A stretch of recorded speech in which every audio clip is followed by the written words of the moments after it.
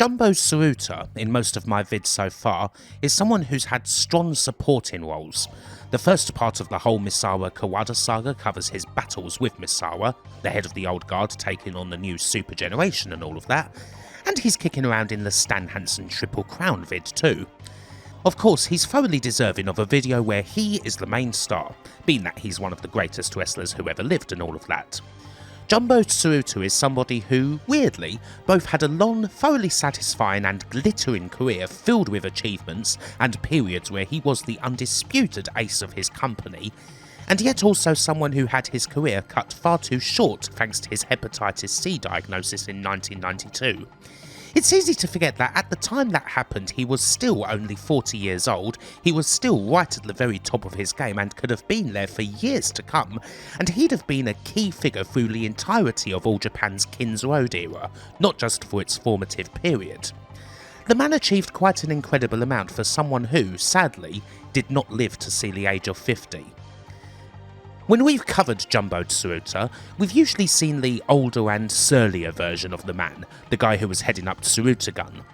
So here we're looking at the rather different younger version, All Japan's firstborn, their first and finest homegrown ace, built for greatness by both Giant Baba and the Funk Brothers. To see just how Jumbo rose up to the top, we're going to look at matches that span a period from 1974 to 1984, and all of them feature Jumbo up against the very best American wrestlers going, all of them legends in their own right. We begin with his first important battles against the almighty Jack Brisco. We'll go over several of his encounters with NWA champions like Harley and Ric Flair, and we'll finish with two of his most important matches against Bruiser Brody and the AWA champion Nick Bockwinkel. In other words, we're going all the way to the top drawer of the very best of Showa Pro Res, an era in which Jumbo Tsuruta was one of the defining characters. Let us begin. First off, a little look at the man himself is pretty necessary to see how he got to such a vaunted position.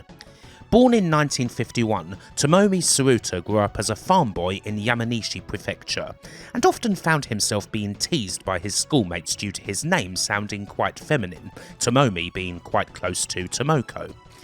However, as he grew up, he became known for his athletic exploits. Tsuruta was a proper high school jock.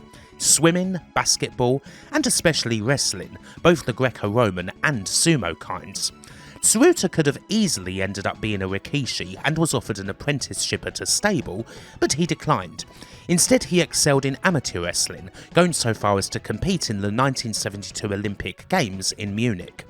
He was once again courted by the sumo world after this, but ended up in the world of pro wrestling. He was courted by Giant Baba, as well as a man named Akio Nojima, a brother of one of Baba's sports journalist friends who was president of a company that produced amateur wrestling products, as well as gear for the nascent All Japan Pro Wrestling. Another cute part of this courting, now these are summaries from a 2020 biography of Tsuruta that the almighty Kinchstalk has provided and will be linked to, is that Baba apparently took a liking to Tsuruta because he thought that his face resembled that of a kitten he'd found sleeping inside his shoe. Tsuruta was immediately sent over to Amarillo in Texas, where he'd have his pro wrestling training at the Double Cross Ranch under the Funks, as well as his first matches in the Amarillo territory, where he was billed as Tommy Tsuruta and quickly became quite popular with the American crowds.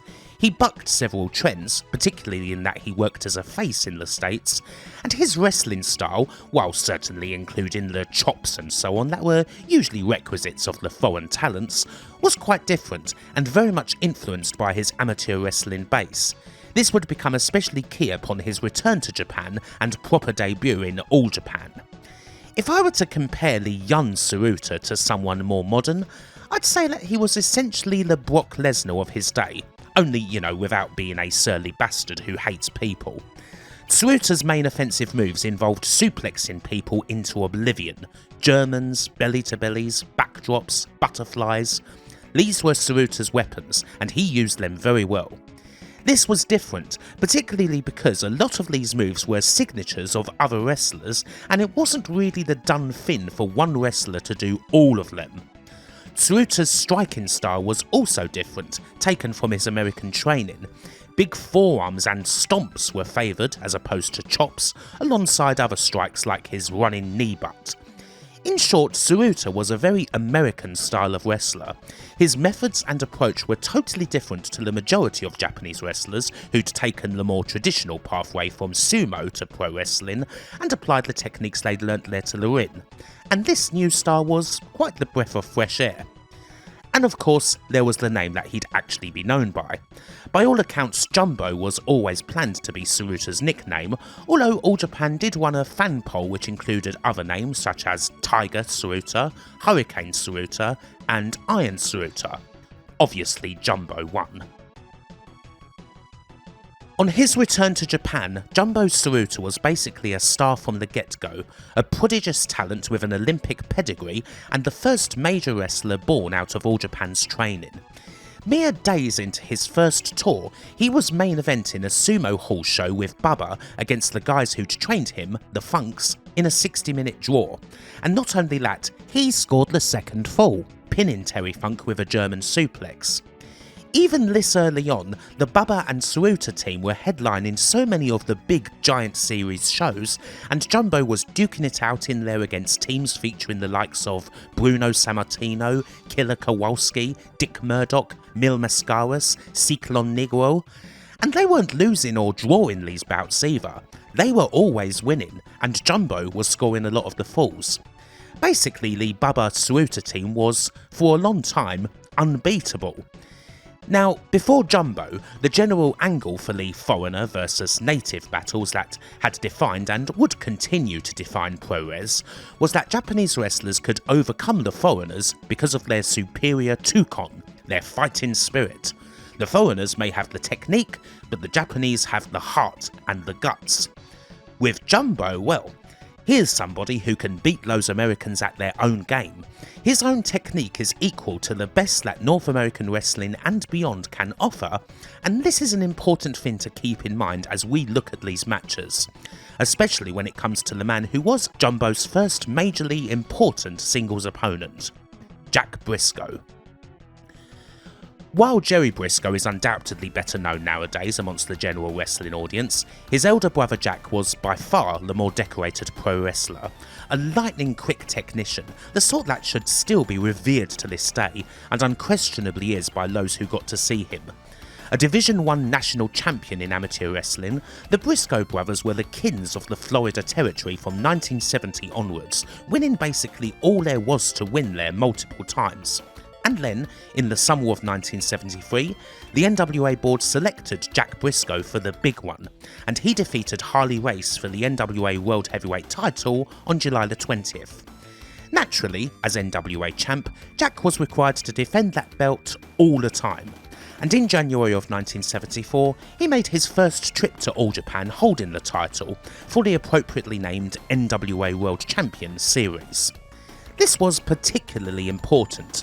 Brisco's tour was the first time that the NWA World title had been defended in an All Japan ring, another crucial step in All Japan being recognised as the one true successor to the original JWA, where the belt had previously been defended in the 50s and 60s by the likes of Lou Thesz, Gene Kiniski and Dory Funk Jr. Jack Brisco would defend his title 5 times on the tour, going to draws or double countouts with Bubba, Race, Dory Jr. and the Destroyer, before we get to the first of 2 meetings he had with Jumbo that we're going to look at. His last defence of the tour on January 30th at the Nippon University Public Hall in front of 10,500 people. This would be the 22-year-old Jumbo's first attempt at taking the biggest title in wrestling, and the contest is one of the very best matches from All Japan's first few years. As was the case with NWA Championship matches back in these days, this is a 2 out of 3 falls match. Jumbo starts the first fall off strong, spending the first 5 minutes really working over Jack's left arm with a view to weakening him for his suplexes. Jack tries an awful lot, but he just can't stop Jumbo from working it, and at points it's like Jumbo's trying to tear the damn thing right out of its socket. A clash between the pair early on also results in Jack busting his lip, so we get a little bit of blood, even if it was unintentional. Jack does slowly start to work himself in, getting up and testing out Jumbo's bridge, but again the challenger proves up to it, working his way back, powering out of a sleeper hold that Jack tries after pulling him by the hair, and bridging the champion. Jack, however, does get an advantage after reversing a face lock with a drop toe hold at around 10 minutes in, and from there he gets his own work in on Jumbo's leg with a toe hold, not to mention some crossfacing. Jumbo looks to shock Jack with a backslide after a couple of flying mares, and while Brisco makes it out, he's hit by a body slam. However, Jumbo crucially misses an elbow drop, and the champ's quick to counter. He hits Jumbo with one of his favoured moves, a backbreaker from the shoulder to the knee, and that's enough for Jack Brisco to win the first fall in 12 minutes 55. The second fall sees Jack try and press his advantage, working over the neck in a headlock. However, Jumbo has more than had enough of this after a couple of minutes, and he scores big with a knee crusher that seriously hurts Brisco.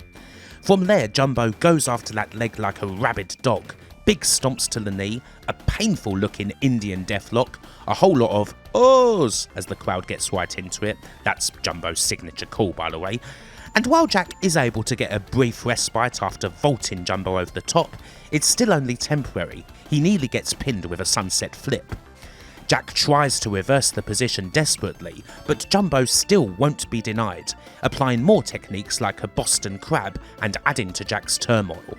Eventually, a couple of big forearm strikes allow Jumbo to nail a big butterfly suplex, and from there, Jumbo takes Jack over with his own favoured move, a nasty looking overhead belly to belly, and with that, Jumbo scores the equaliser, winning the second fall in 7 minutes 32. This belly to belly was Jumbo's finish at the time, a move that hadn't yet been seen in Japan until Tsuruta introduced it, and was actually called the Jumbo suplex by the commentators. We're about 20 minutes into the contest as a whole, and now there's everything to play for as we get into the third and deciding fall. Jumbo pursues the wounded Brisco in the third fall, posting him, stomping him, and getting the crowd involved as the champ tries to beg off. He's really working the back now, and he puts Brisco in that most humbling of moves, the camel clutch, although here it's called the Bronco backbreaker, which is closer to the name that Gory Guerrero gave the move when he invented it. It looks bleak for Jack at first, but he is eventually able to power up and slam Jumbo's back on the post, escaping the hold. Still, it's only a brief respite. Jumbo is soon on him again, applying the Cobra twist. Once again, one of the key factors of early Tsuruta and his presentation is his mastery of so many of the advanced techniques used by other famed wrestlers. This one here is a move favoured by Antonio Inoki. Jumbo nearly scores a pin from the twist, but Brisco continues to resist and eventually bridges Jumbo, trying to get him into a pinning predicament. But again, Jumbo attacks, this time with body scissors and then, once we get back to standing, a bear hug. Again, legendary moves that show how Tsuruta is this incredible student of the game. This one in particular has Bruno Sammartino written all over it, and yet the champ continues to resist. If there's one thing that Tsuruta doesn't know, it's how to be crafty. Brisco catches him hard when they're released from the corner, and follows up with more forearms and a butterfly suplex of his own. Not quite enough though, and when Brisco tries for a headlock, he gets caught with a backdrop. We get a big coming together off the ropes, but Jumbo's first to follow up. He catches Brisco with a dropkick, but the champ holds the ropes on the second. Brisco runs the ropes, Jumbo catches him and runs him in for the O'Connor roll, and then Jack reverses the roll and gets the freak out. Jack Brisco wins the third fall in 8 minutes 58 and defends his NWA title. While Jumbo is naturally disappointed, there's plenty of respect and a shake of the hand afterwards. This battle isn't the greatest one that Tsuruta and Jack Brisco ended up having, but it's a damn fine bout, and it makes for an excellent introduction to the younger Tsuruta and how different he was from the norm. He is a mere 22 years old at the time of this bout, not even a full year into his pro wrestling career, and All Japan presents him like a prodigy. Even for someone so young, he knows all of these incredible techniques. It really should be stressed that back in the early 70s, so many of the moves Tsuruta used against Brisco here were legitimate finishers. The bear hug, the cobra twist, the camel clutch, even the drop kick, which was often used as a finisher by Bubba, not to mention all the suplexes, including his own jumbo suplex. Using so many of these techniques wasn't really the done thing at the time, especially seeing as how a lot of them are finishers for other wrestlers, but Tsuruta does kind of break the mould here. He's a bit like the 1970s equivalent of the edit that you created for a SmackDown game when you were 15, the one you made after yourself, gave a 100 rating to, and put all the finishes you could into their moveset. But of course, he is still young and inexperienced. He may know the moves, but he doesn't quite yet have the ring wiles, the killer instinct. And that's ultimately what dooms him against Jack Brisco, who takes the opportunity to scrape through this bout. From here though, we're going forward 2 years to highlight a second battle with Brisco. This one's from August 28, 1976. Things are a little different. Brisco is no longer the world's heavyweight champ. He actually briefly lost the belt to Giant Bubba on his return to All Japan at the end of 1974, although he won it back a week later. There'd be a good few other matches in Japan, including more bouts with Jumbo, before Brisco lost the title proper against Terry Funk in December of 1975. But here, in August of 76, there is actually another belt on the line, that being the NWA United National title. This belt, first introduced in 1970 and mostly associated with Antonio Inoki in the JWA, had laid dormant for a couple of years before All Japan reintroduced it in 1976 with a tournament, one that would see Tsuruta and Brisco meet in the final. Can Jumbo, with a couple more years of crucial experience under his belt, pick up his biggest singles win to date here in the Nippon Auditorium? As ever, there's a lot of feeling out in the first fall, but again, Jumbo is trying to work over that arm, and Brisco's not having an awful lot of luck when it comes to getting offense on Jumbo, unable to knock him down and getting caught with a couple of nifty head scissor takedowns. However, he is able to bridge out of a head scissors and secure a toe hold, complete with a face lock. It's more of an even opening, with Jack laying some blows in and often testing the ref's patience. Now that he's no longer NWA champ, Brisco is more inclined to play a bit dirtier. After all, the man was a heel damn near everywhere except Florida. Brisco continues to test Jumbo's core with a bear hug, although Tsuruta's able to hip toss him out and hit a rib breaker. He then tries for the butterfly suplex, but Jack picks his leg and in frustration chokes Jumbo a bit. Jack works a nasty headlock and seems rather pleased with himself, until Jumbo's able to pick him up for a pendulum backbreaker, soon followed by a camel clutch and more stomps. It's sold beautifully, but Jack's still resilient. He tries for an abdominal stretch, and although he doesn't quite get it, he gets shots in from the apron and nearly pins Jumbo with a sunset flip. However, he then runs right into a Boston Crab. Jumbo's quick to continue, running to the ropes for a big knee, a drop kick, and then grabbing Jack for the Jumbo suplex. And there we go. Jumbo's got the first fall this time in 11 minutes 09. He got the advantage with a dazzling battery that just plain old knocked Brisco silly. Indeed, a minute doesn't seem to be quite enough time for Jack Brisco to recover. He's backing off any way he can as the second fall starts, trying to buy some time. Naturally, Brisco going through the ropes annoys Jumbo greatly, especially with referee Joe Higuchi holding him off. He still gets some shots in and even leaves Jack tied up, upside down in the ropes, but he's rather frustratingly limited in what he can do if Jack's not going to leave the apron, and ultimately, this leads into exactly the opportunity Jack Brisco was looking for.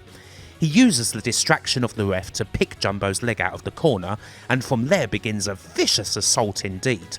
Leg locks, knees, slamming the leg on the apron and wrapping it against the ring post.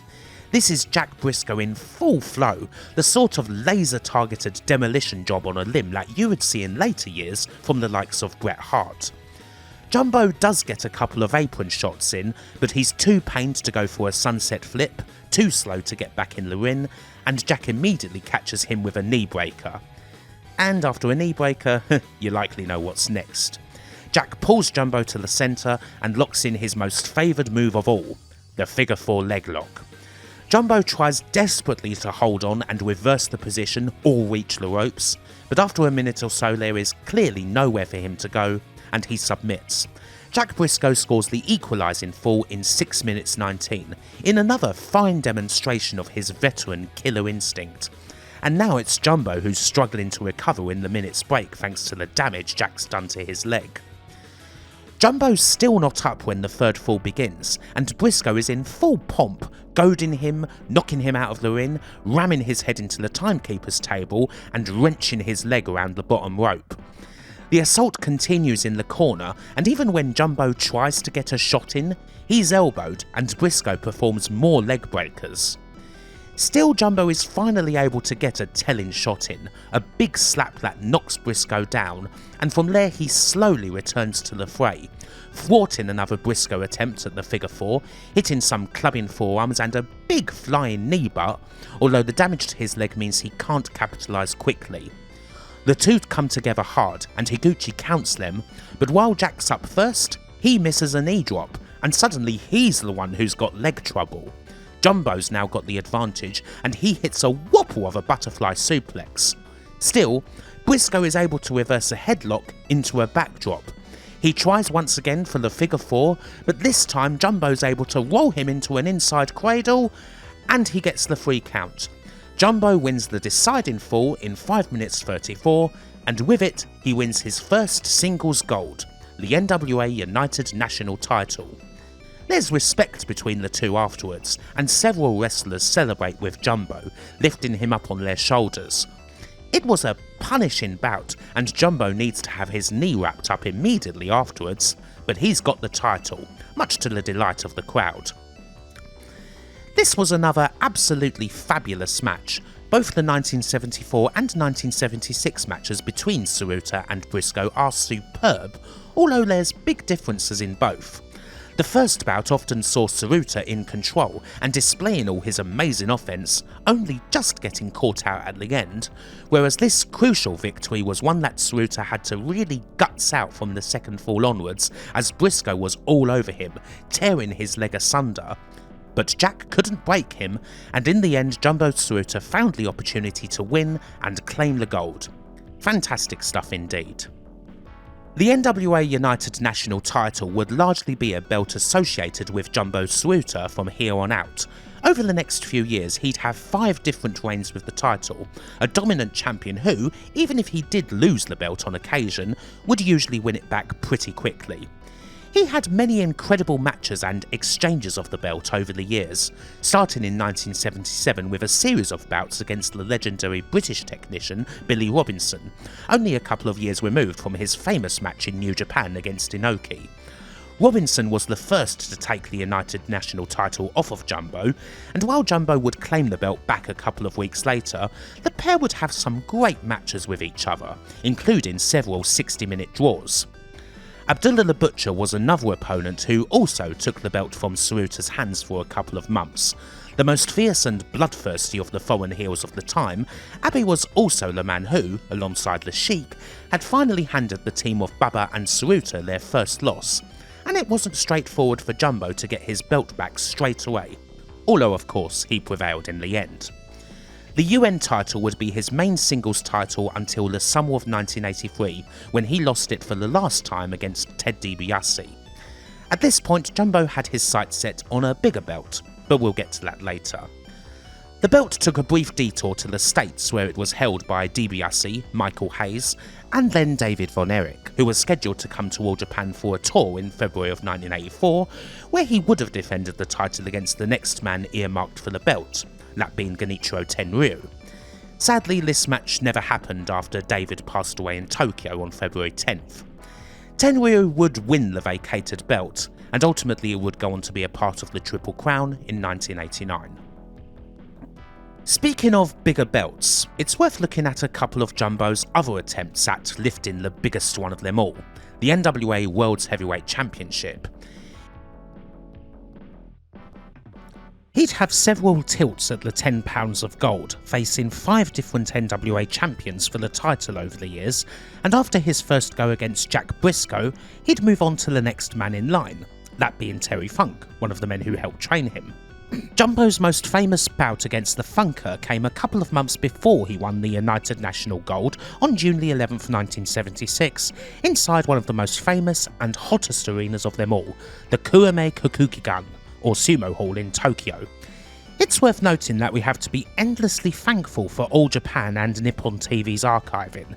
Terry Funk was the NWA champ for 424 days and defended the belt over 200 times, and yet this match here, with Funk in his absolute prime, is one of only a very few matches that we can see anything of nowadays, and perhaps the only one we can see in full. And oh boy, is it a good one. I don't necessarily want to get into the absolute full blow-by-blow details of all these NWA title bouts, but they are matches that you should absolutely watch, and hopefully if you keep in mind the details of the 2 Brisco bouts we covered, how effectively worked they were and how different the pair of them ended up looking, that'll help you really appreciate what goes on in these classic 70s Showa duels, especially in the case of this Jumbo Funk match, which is one of the absolute best ones we have. This is the sort of thing you can't help but wax lyrical about. The 2 out of 3 falls style may be old fashioned, but at its best it makes for one hell of a trilogy of little matches, and that's what we get here when all 3 falls are different and yet brilliant in their own way. I just want to go on and on about how there's not a second of wasted movement, how everything has a purpose. Just watching these 2 exchange double arm locks is something special. How the emotions between the pair, already with quite a history, are so big, and so are the callbacks, especially in the 3rd fall where we get moments that recall Jumbo's big first attempt at winning the NWA title against Jack Brisco, or even that first tag bout where Jumbo got a pin on Terry Funk.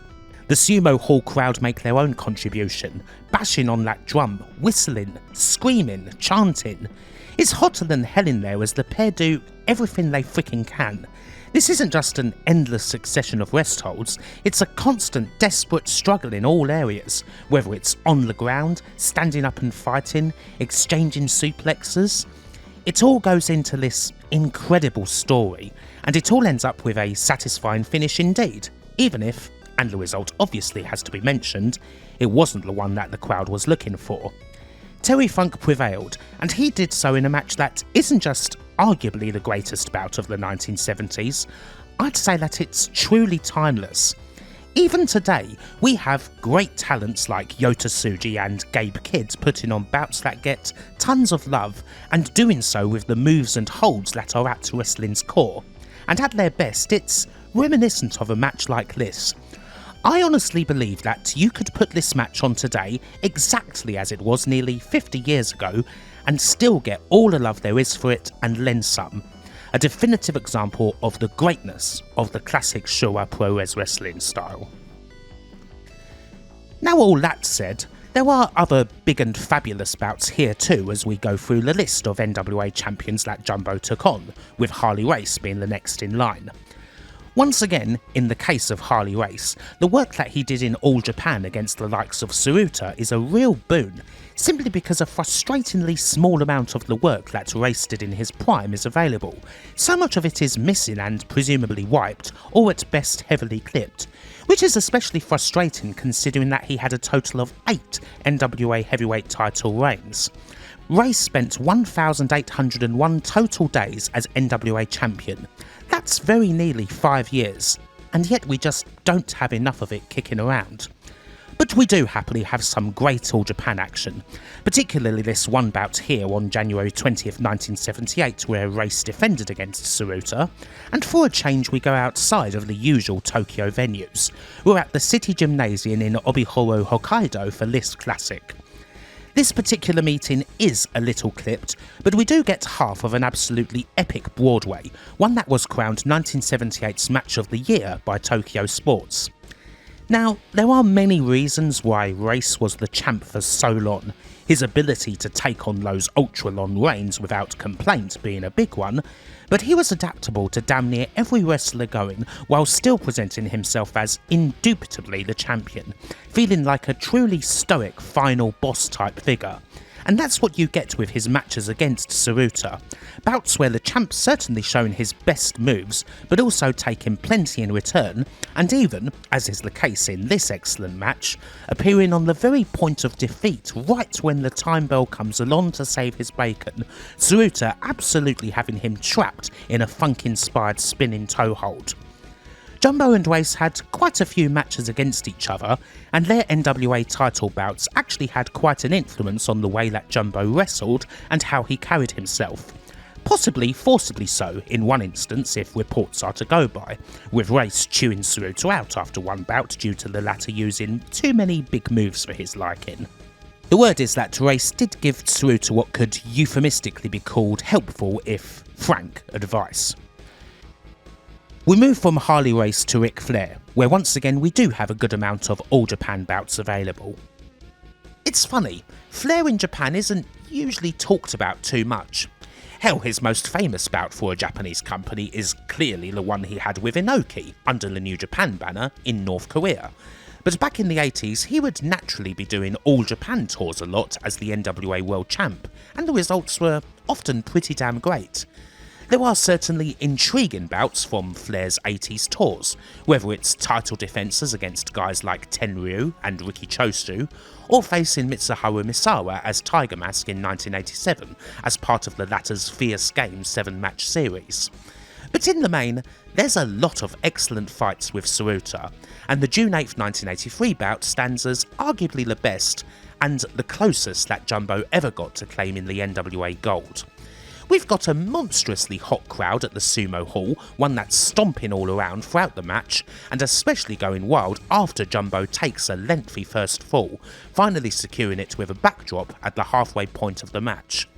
There's lots of highly memorable visuals in this bout, a typically bloody as hell Ric Flair who's absolutely on point with his selling and his cunning as he's able to tear apart Jumbo's legs in the second fall and, ultimately, get out of dodge with the title. He stops Jumbo from getting that second fall, and we do eventually get a time limit draw. A lot of the matches that Jumbo and Flair had are fantastic, all are worth seeking out, especially if you are a Flair fan and you haven't seen them, but this one is perhaps the most famous of their encounters. While the NWA World's Championship would just elude Jumbo Tsuruta, we will see him compete for another slab of very important American gold in the last match of this video. But before that, we need to look at another one of his greatest moments, indeed quite possibly the greatest of them all.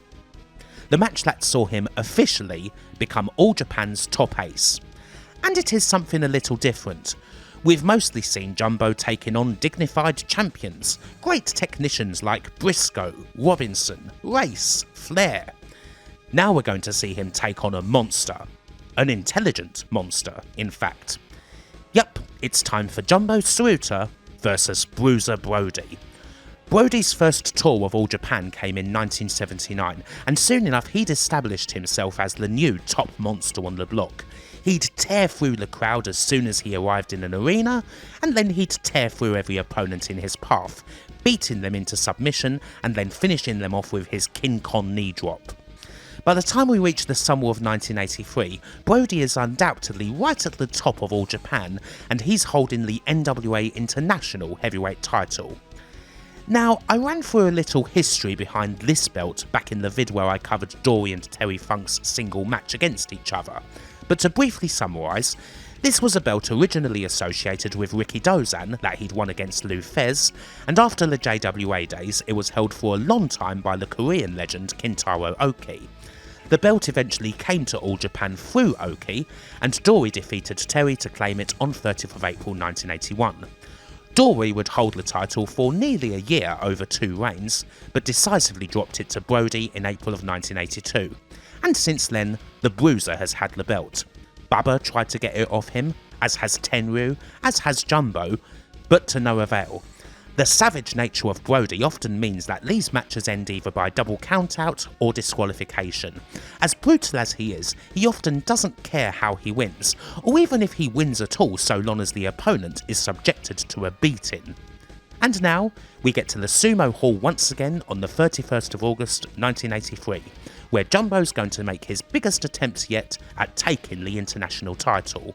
Still, to take that title, you have to survive the monster. As a young Kawada clears the streamers from the ring, and Brody takes a little trip into the crowd, I should mention that unlike the previous matches we've covered, this is one fall to a finish. We start off a little methodical, as Tsuruta takes Brody down and tries to work his neck, but the monster gets out of it by showing his speed and then giving Jumbo a boot. The man's also got technical ability as well, working Jumbo's arm and riding out of reversals. He is called the Intelligent Monster for a reason. The pair trade headlocks and Jumbo's really trying to wrench his in, but Brody works him into the corner and unleashes some boots, followed by his signature one-armed body slam. We're still feeling out a little as Brody applies a chin lock, and this time Jumbo's able to power through, post Brody, and then hit a side suplex. Jumbo tries to slowly work Brody into the butterfly suplex position, but this time Brody's able to reply with stomps that send Jumbo out the ring. However, we don't get any antics. Yet.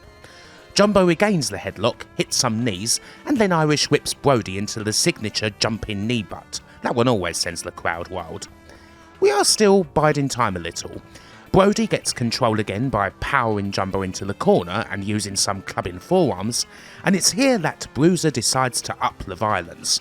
He throws Jumbo out the ring, plants him into the ring post, and then grabs part of the guardrail, raking Jumbo with it. Needless to say, the challenger is now a bloody mess, and the crowd are understandably concerned, roaring Jumbo on.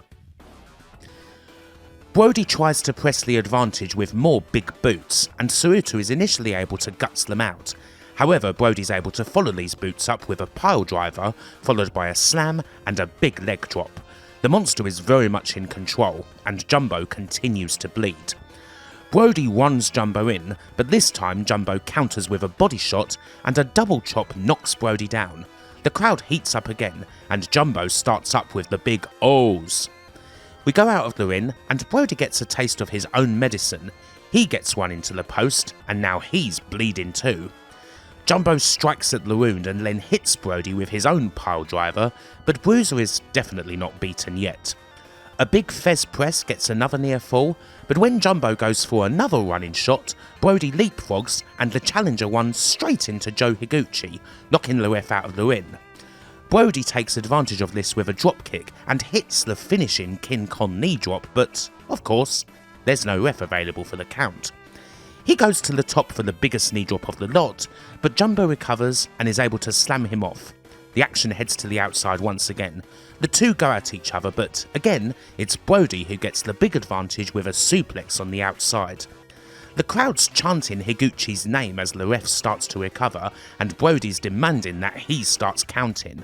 He does, but the extra time does allow Tsuruta to recover before the time's up. Brody meets him on the apron with a big strike that sends Jumbo into the guardrail, and he goes outside again, this time looking to finish Jumbo off with another suplex. However, Jumbo shifts his weight and lands on Brody. He tries to smother him as the ref counts, Brody desperately trying to get in the ring. However, Jumbo pulls him off the apron and re-enters the ring just before Higuchi finishes the count. The bell rings, and Tsuruta has triumphed. He wins the NWA International title in 21 minutes 33, once again finding himself on the shoulders of the seconds as he's presented with the belt. It is a massive, landmark win for Jumbo, for reasons that we'll get into shortly. So as for this match, well, personally I think this one's bloody great. It is perhaps a bit slow in the beginning, not necessarily what you expect when it comes to Brody, but then he is called the Intelligent Monster, and Brody matches, particularly in All Japan, aren't necessarily all about brawling. He can wrestle a fair bit as well, and if anything that makes him even more dangerous when he does decide to batter opponents outside the ring. In this regard, he's a much different and even bigger threat than the earlier likes of Abby, The Sheik and Tigerjeet Singh, a more rounded and more fearsome opponent.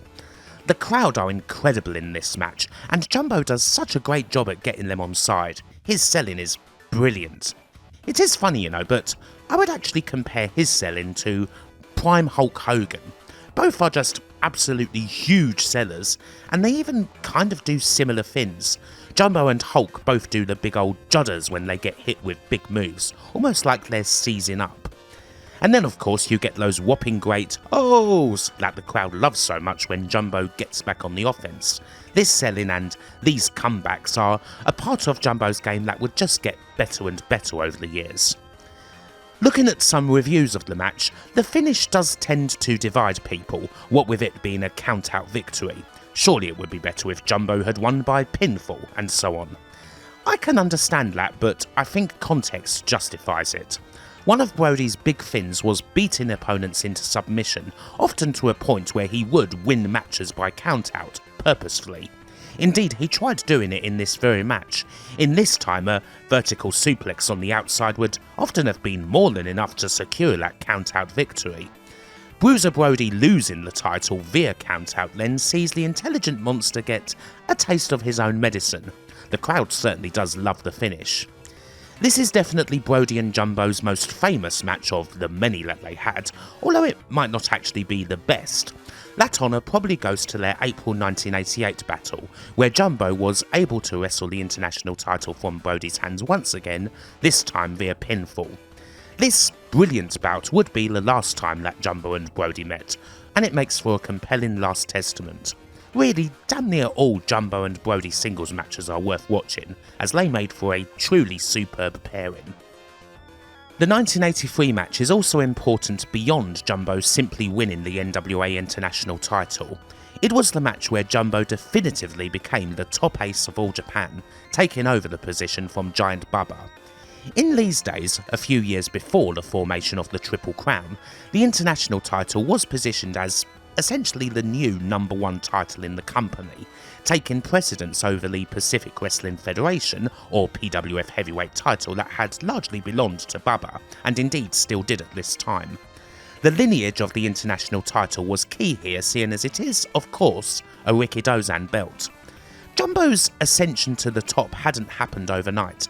At this point he'd already largely taken Bubba's place as the main guy fighting the NWA World Champion whenever they came over, because he was now much more suited than Bubba was to the demands of going all the way to 60 minutes with the likes of Harley Race and Ric Flair. Jumbo's capturing of the international title essentially makes it official, with the 45-year-old Bubba proclaiming that Jumbo is now the company's ace, and this begins Bubba's gradual descent from the main event in All Japan, which becomes official a couple of years later when he loses the PWF heavyweight title for the last time against Stan Hansen. Eventually, both the NWA International and the PWF heavyweight titles will join the United National title in forming All Japan's Triple Crown, but that doesn't happen until 1989. For now, our last match in this video will see Jumbo having another crack at earning some American gold, although it is not the NWA World Championship. While Jumbo Tsuruta had another big attempt at winning the NWA Championship against Kerry Von Erich on May 22, 1984, inside the Denen Coliseum, that's not a match I want to cover right now. It's perhaps the closest that Jumbo ever came to winning it, and not only is it such a great match in general, it's such an important match when it comes to the character and evolution of Tsuruta, that it's best served as an opener to the next chapter of his career, whenever that's covered. I'll just say for now that it's almost as highly recommended by me as the 1976 match he had with Terry Funk, and for the moment I'll leave it at that. But a couple of months before, another opportunity had spun up for Jumbo to win a big American belt, that being the AWA World Heavyweight Championship. Previously, the AWA had largely worked with IWE, the International Wrestling Enterprise, until that promotion ceased operating in 1981. Andre the Giant made his debut in Japan through them, and the AWA's title was often defended in IWE, initially by AWA's eternal and forever and ever Amen champion, Vern Gagne, and then by Nick Bockwinkel. The belt didn't exactly change hands an awful lot when you consider that these two, just these two, were the company's champs for literally the entirety of the 1970s. So obviously it's got a hell of a lot of prestige. By this stage, of course, Jumbo's transformation into the Ace is utterly complete, not just when it comes to achievements, but when it comes to presentation too. In 1982 he switched to his signature black trunks and boots, a get-up that tends to be much more befitting of an Ace. His finisher had changed too. Now Jumbo favoured a rapid backdrop. And then there's the music. Jumbo's earlier theme songs were perfectly fine and all.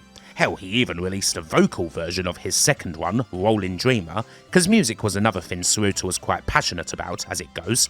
But now that he's the Ace, something a bit bigger is needed. J is another one of those iconic Puro themes, much like Spartan X, Inoki Bombay, Sunrise and so on, and Jumbo started using it in 1983. It's a classic wrestling theme song to be sure, but most importantly it really does feel like Ace music, the song for the guy at the very top. One more thing that is really needed though is to match Bubba winning the NWA title and Inoki winning the WWF title, defeat the big American champion and win that prize. And on the 22nd February 1984, Jumbo Tsuruta gets his big chance against Nick Bockwinkel at Sumo Hall in a double title match, where Boc's AWA Gold and Jumbo's NWA International title are both on the line. We've got all the pomp and circumstance. Lord James Blears making the declaration, what appears to be damn near every All Japan mid-carder acting as Jumbo's seconds, including faces you may recognise here and there, and there's even two referees. Joe Higuchi's on the outside, and who's inside? Well, it's only frickin' Terry Funk. This is a couple of months after the Funker's legendary Forever retirement at the Budokan, and he's taking charge here. He is, I must say, dressed impeccably. The waistcoat and bow tie combination make him look like he's here to referee Frank Gotch against George Hackenschmidt as opposed to this contest, but you would expect no less from a legend. A lot of this match sees Jumbo on the defensive. Bockwinkel tries to get a pin right from the bell with a crossbody, and from there we do end up with Bockwinkel controlling Jumbo and working the hell out of his arm. He's using wrist locks, arm bars, short arm scissors. It's not complex stuff, but it is very effective. Bockwinkel is probably one of the all-time best when it comes to doing this sort of thing, even when it's for quite a long time.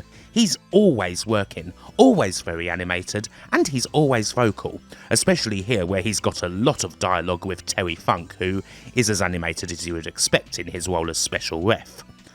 Jumbo, for his part, tries many times to escape from this predicament, but is often frustrated. Bockwinkel constantly takes him back down, either for a good counter or, as his Boc's wont, with the occasional yank of the hair. It takes nearly 15 minutes for Jumbo to get out of this tight spot, but he does so with an enziguri, followed by his signature jumping knee butt. Still, the damage on the arm takes its toll, and Jumbo initially struggles to apply any of his favoured suplexes. Smartly, Jumbo switches things up and hits a couple of pile drivers, as well as a big fez press for a close fall. It's a much more even match now, and the pair end up spilling outside. We get much more of a fight here, as Bockwinkel starts throwing punches to get the edge once more. He follows with a body slam, but again Tsuruta gets a near fall from a small package, and we get a big old clash of bodies on the rope one, with Funk coming close to counting the pair out. Tsuruta is first to recover, hitting forearms and following with an abdominal stretch. Now Boc's receiving serious core punishment, although he is able to make his escape. The traditionally classy and technical Bockwinkel has thrown all of that pretense to the wind by now. He's throwing haymakers and ramming Jumbo's head into the turnbuckle, desperate to keep hold of his belt. But the core damage tells when Jumbo shifts his weight on a Boc body slam and nearly gets the pin once again. Jumbo's returning fire, throwing punches at Bockwinkel while getting the O's up and getting the crowd going, as well as unleashing a lot of big stomps in the corner. However, Bockwinkel's able to get a knee up as Jumbo rushes in, bringing all that arm pain back at once.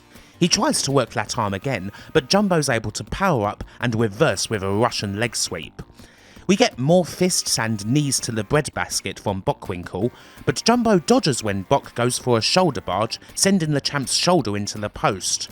Jumbo makes him pay with more stomps, and this time he's able to hit the big butterfly suplex, followed by a side suplex, and now he's trying to make Bock give up with a Boston Crab. We get a big old rib breaker, and Bock's now having to put his foot on the ropes. The situation is looking bleak for the champ, but he is able to avoid the big Jumbo dropkick.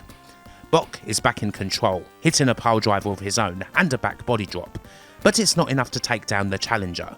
And so, in sheer frustration, Bock launches Jumbo into funk, sending the ref out of the ring where he ends up flailing all over the guardrail. Higuchi is in as backup, of course. Now he's counting the pin when Bock brings Jumbo back to the ring with a body slam. We get another back body drop, and Bock sends Jumbo out of the ring once more. Funk's recovered from his spot of bother with the guardrail, and Bockwinkel's looking to suplex Jumbo back in. However, Jumbo reverses and hits the backdrop just as Funk re-enters, and he's done it. In 32 minutes exactly, Jumbo Tsuruta wins the AWA World Heavyweight Championship. Once again, he's up on everybody's shoulders as he's presented with the 2 belts and, of course, the customary Nippon TV trophies. Absolutely stirring stuff. He's now got big American gold. This is another great match, of course. While the arm work opening is quite lengthy, it's the sort of thing that Nick Bockwinkel absolutely excels in, and there's more than enough going on for it to not be in any way boring. It sure isn't as hell just resting, there's lots of work. Jumbo doesn't necessarily have as much offense in this match as we've seen in others, but if you look at the early matches against Brisco and compare them to this, there is certainly a huge difference. The younger Jumbo was using every move in the book back then, whereas while the Ace Jumbo still does have all those moves in his arsenal, he is getting the crowd absolutely wild through stomps and fist pumps. They're absolutely loving him for it. The young gun had all the technical know-how, but now Tsuruta is a complete ace. He's the brilliant in everything, the timing, the selling, the comebacks, and he caps it all off with a fabulous finish, the big reversal and the winning backdrop. Again, Tsuruta and Bockwinkel did have quite a lot of matches, so the jury's out as to whether this one is the best. Often the consensus choice is their first meeting in February 1979 in Hawaii, a 50-plus minute duel that has just about everything you could want from a lengthy title bout of this vintage. But of course, this contest, occurring 5 years later, is the more important one. Another massive moment in Jumbo Tsuruta's career, and it's a very worthy match indeed. What is also important to note is that Jumbo didn't just have the typical hotshot reign. He actually retained the title against Bock a couple of days later in Osaka, with Funk reffing again via double countout. Tsuruta defended the AWA gold in both Japan and the US, holding onto the belt for 80 days before losing it to Rick Martel in St. Paul. So while some nowadays may question the prestige of the AWA title when compared to the NWA Championship, or indeed the WWF Championship, Jumbo's reign was a hell of a lot meatier than either Bubba's or Inoki's, and it certainly wasn't murky like Inoki's was either. With this, we've covered a decade in the career of Jumbo Tsuruta, and seen just how he rose up to become the big ace in all Japan, and one of the greatest in the history of Puro. There are certainly other parts of his career that are worth looking at, particularly in the second half of the 80s, when the home stars would finally truly start taking each other on in all Japan, and we'd see Jumbo going against the likes of the invading Riki Choshu, as well as Genichiro Tenryu, the partnership that turned into an intense rivalry and was one of the biggest influences on the Kins Road style. That's definitely worth saving for another time. Jumbo changed and evolved a hell of a lot in those first 10 years, especially for someone who had a lot of advantages from the beginning. He came from the Olympics, Dory Funk Jr. considered him his greatest ever pupil, Giant Baba flagged him as a young ace from the very beginning, and he would deliver on all of that promise and then some. Jumbo's rise is one thing, but Jumbo's evolution is also key. He changed a lot over those 10 years, and he would continue to do so. He was the ace of All Japan on merit, arguably the greatest wrestler in the entire world, and he would continue to rightly hold that position until, unfortunately, illness forced him out of it. But he sure did a hell of a lot in that time. Hopefully you've enjoyed this video, and until the next time, bye for now.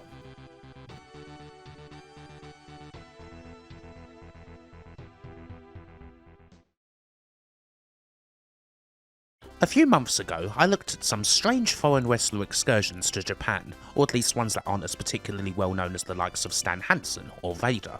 One particular part of the video involved giving a lot of love to Bob Backlund for his work in UWF and UWFI, mainly his fantastic matches with Nobuhiko Takada. While apparently some folks over in UWF thought he was a bit too pro-wrestling and didn't care for some of his favourite spots, wondering why on earth people wouldn't at least try to struggle out of this guy deadlifting you with one arm and all of that, the bouts were bloody brilliant. However, there is something I did miss out on completely. Somehow, I managed to completely overlook perhaps the best and weirdest Backlund in Japan stuff. Now this was an honest mistake on my part, although one match in particular here is so strange that it could happily carry a video all on its own. I can't not rectify this error, so here's a video talking about Bob Backlund in Battle Arts.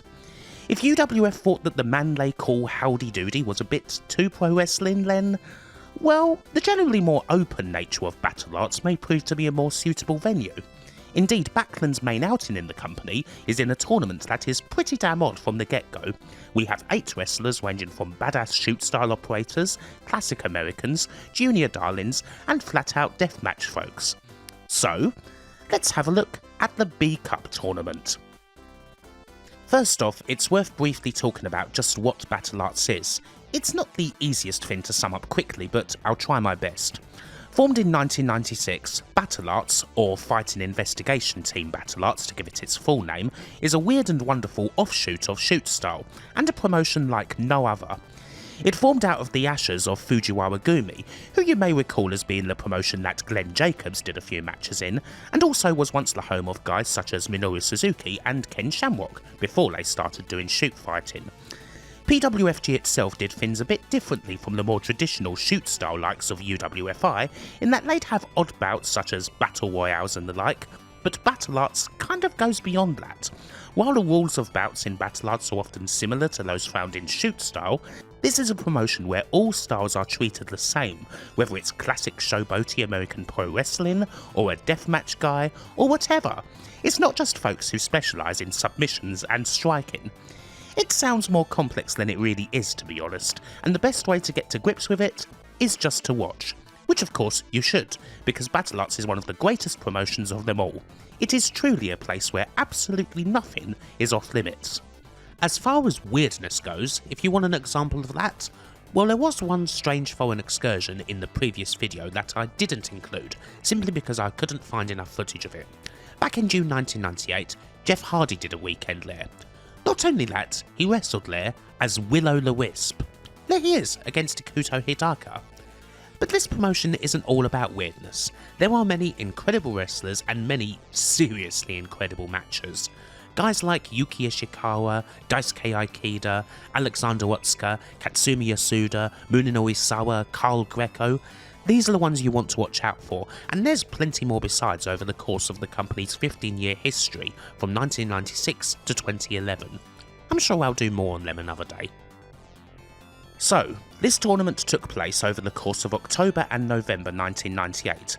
We'll introduce the names properly as we go through the bouts because they're all worth looking at, but as far as Backlund goes, well, he was 48 by this point. Certainly an elder statesman, although he's actually only the oldest wrestler in this tournament by a couple of years or so. As an aside, there is some other work by Backlund in Japan that I didn't really touch on previously, mainly because unfortunately virtually no footage of it exists. That being Bob Backlund in WAR, Tenryu's promotion. It's a shame that there's nothing kicking around of Backlund here, especially considering he did quite a few matches there in 1994 and 1995, right around the time that he was being heavily pushed and on the road to winning the WWF title. The War stuff also includes perhaps the strangest trios team ever. Ladies and gentlemen, I give you War's former 6-man tag team champions, Bob Backlund, Scott Putski, and the Warlord. Who on earth dreamt that group up? That's the sort of team you end up with if you hit the random select button in Fire Pro. Very odd indeed. Happily, the B Cup tournament we're looking at is all available on video, so that's not an issue. Anyway, let's go through the matches. Before we get to Bob, let's run through the other 3 matches in the B Cup's first round. Well, I told you this was going to be weird, didn't I? We kick things off in the first round with Hisakatsu Oya, a pretty technical FMW mid-card guy, against Greg the Hammer Valentine. Yeah. The Hammer is 46 years old, and the only other match I've seen from him in this time period is his 7-star classic at Heroes of Wrestling against George the Animal Steele. Talk about an odd choice. Beyond a few appearances under the WWF banner for SWS, the last time that Valentine did a proper tour run in Puro was for New Japan in 1984, although he did wrestle quite a lot for Inoki back in the day. But, well, this is the sort of thing you can get in battle arts. Greg Valentine in a shoot-style win may not be what the people want, but it's what they ought to have. The match itself isn't actually too bad, nothing special, although Valentine does do a very funny falling tree type sell-off and enzigiri for Moya, and Oya gets the win after around 8 minutes with a fancy roll-up. In any other Puro tournament, the presence of a 46-year-old Greg Valentine would certainly be the strangest part of the whole shebang. However, it gets well beaten here.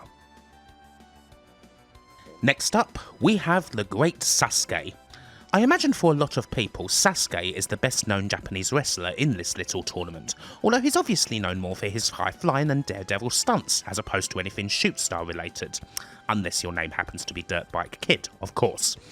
Sasuke is up against Viktor Kruger, a 6'8" German who isn't wholly well known, but his nickname is the root of all evil, pretty awesome, and he graduated from WCW's Power Plant before embarking on a career that would take him to Japan, and he was the co-winner of one of Battle Art's first tournaments, 1996's Tag Battle, with Carl Greco, aka Joe Malenko.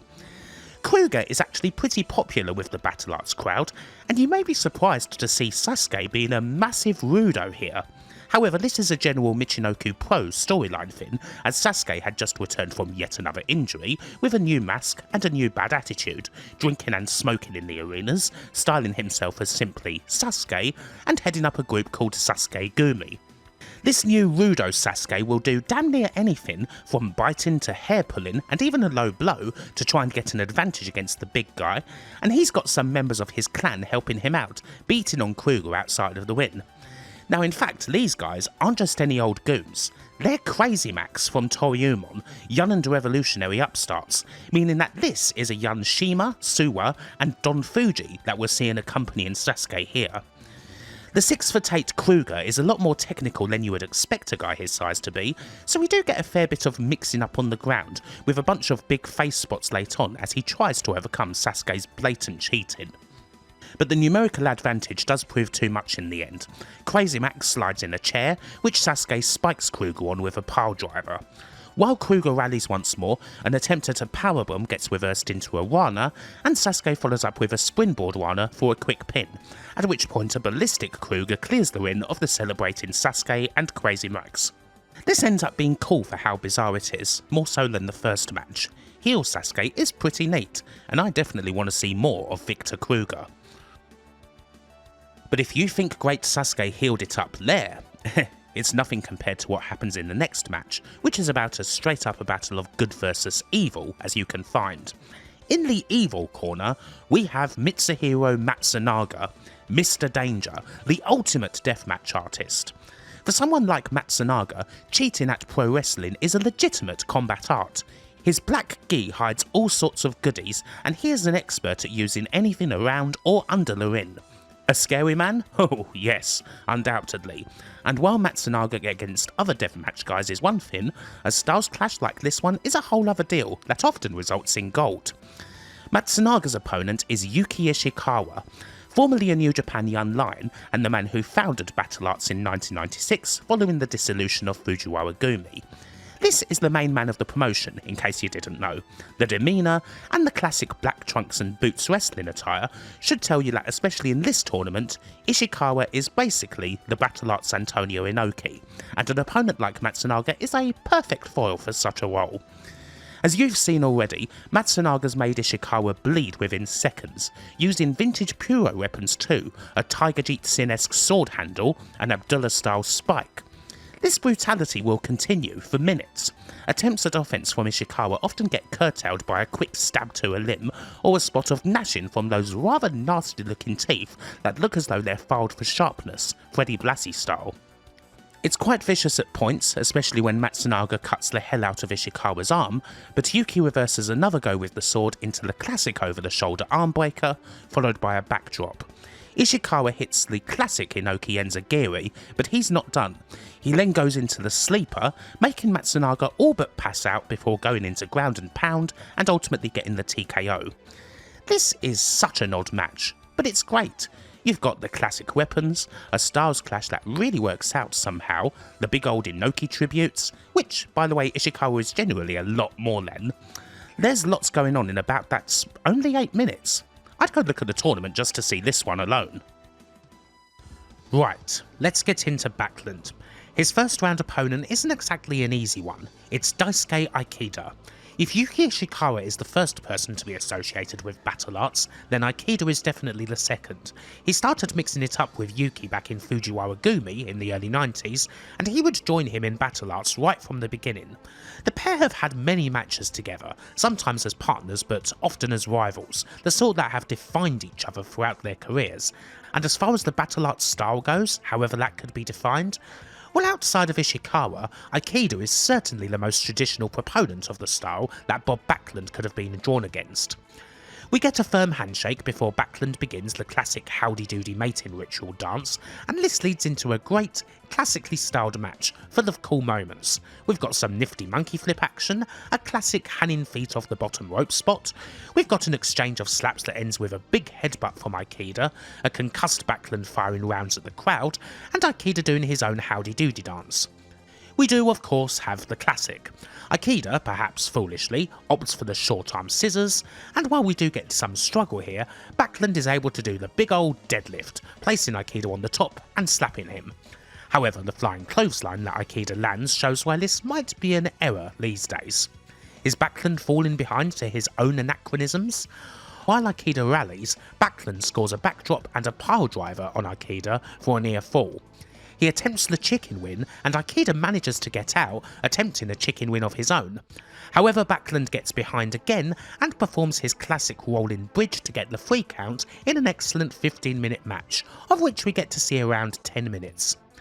Unlike most of the other round 1 matches, it's all respect between these two, and Backlund moves to the semis where, well, naturally we'll get him against the strangest possible opponent, because this is battle arts. We are, after all, investigating fighting.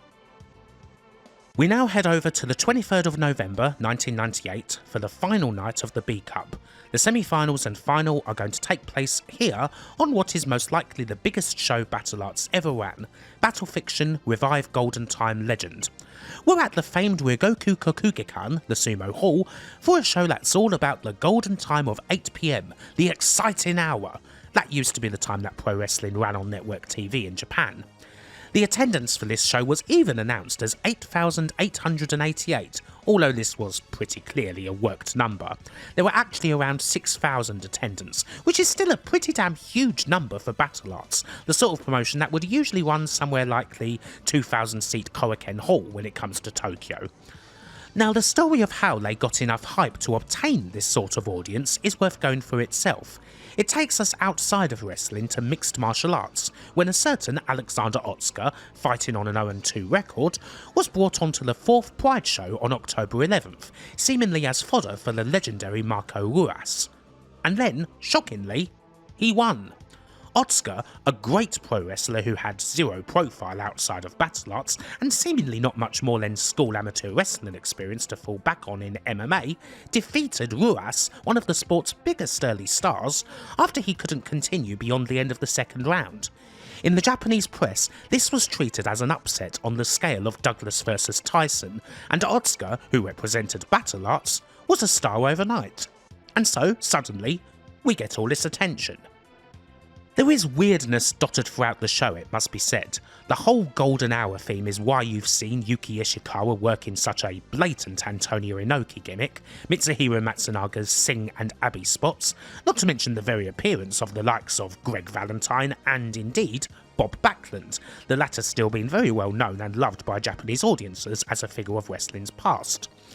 On this night, we even have a bit of WWF-related action. Taka Michinoku and Sho Funaki come over to take on Ikuto Hidaka and Minoru Fujita in a pretty hot opener, full of the sort of lucha-esque that the guys barely had a chance to perform in a Fed ring. And yes, Yamaguchi-san is also there. The big WWF attraction, however, is the Road Warriors, a team that was as big and as all-conquering in Japan as they were in the West. The Warriors appear in the semi-main, where they will go over the team of Otsuka and Muhammad Yone in classically brutal Road Warriors fashion, the sort of sub-5 minute match that seems odd when you consider I was just hyping up Otsuka, but is also probably exactly the sort of Warriors bout that people wanted to see. Just like the old days. And there is still some good stuff from Otsuka and Yone in here, so it's about as good a bout as you'll get from the Road Warriors at this time. You wonder if this almost feels like a blessed relief for a pair of legends that were currently in the midst of the shockingly terrible Hawk getting drunk storyline. Elsewhere, Victor Kruger, who we saw earlier, styles himself as Big Van Kruger, complete with appropriate mask and attire, in tribute to the almighty Mastodon for a winning effort in a tag bout, pairing with Karl Greco against Masao Oihara and Takeshi Ono. Now, I'm not sure if there was ever an effort to get the actual Vader on this card, but it clearly would have been impossible, seeing as he just signed to All Japan, and this card took place right in the middle of the Real World Tag League, where he was getting right back to business, and then some. There is one thing we did unfortunately miss out on. Bam Bam Bigelow was, at one stage, booked for this card. The booking went through ECW, and he was scheduled to face Daisuke Ikeda. Oh, Jesus, that could have been one awesome as hell, hard-hitting bout. Unfortunately, this appearance was cancelled when Bigelow signed with WCW in November 98. Instead, Ikeda faced a more usual opponent in the shape of Katsumi Yasuda.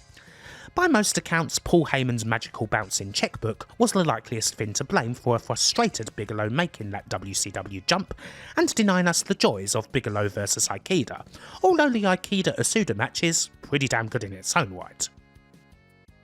And then, alongside all of these goings-on, we've got the tournament matches. Obviously, before we get to the match that you really want to see, we'll quickly run through the other semi-final. Yuki Ishikawa taking on Hisakatsu Oya, who so happens to have Hayabusa in his corner. He was on the card earlier, defeating Rey Bucanero. Both of these guys kind of take on Inoki-ish roles in this match, taking it in turns to throw out some of the classic spots like Enzagiris, sleepers, knee drops from the top and that sort of thing. It's actually a pretty good match.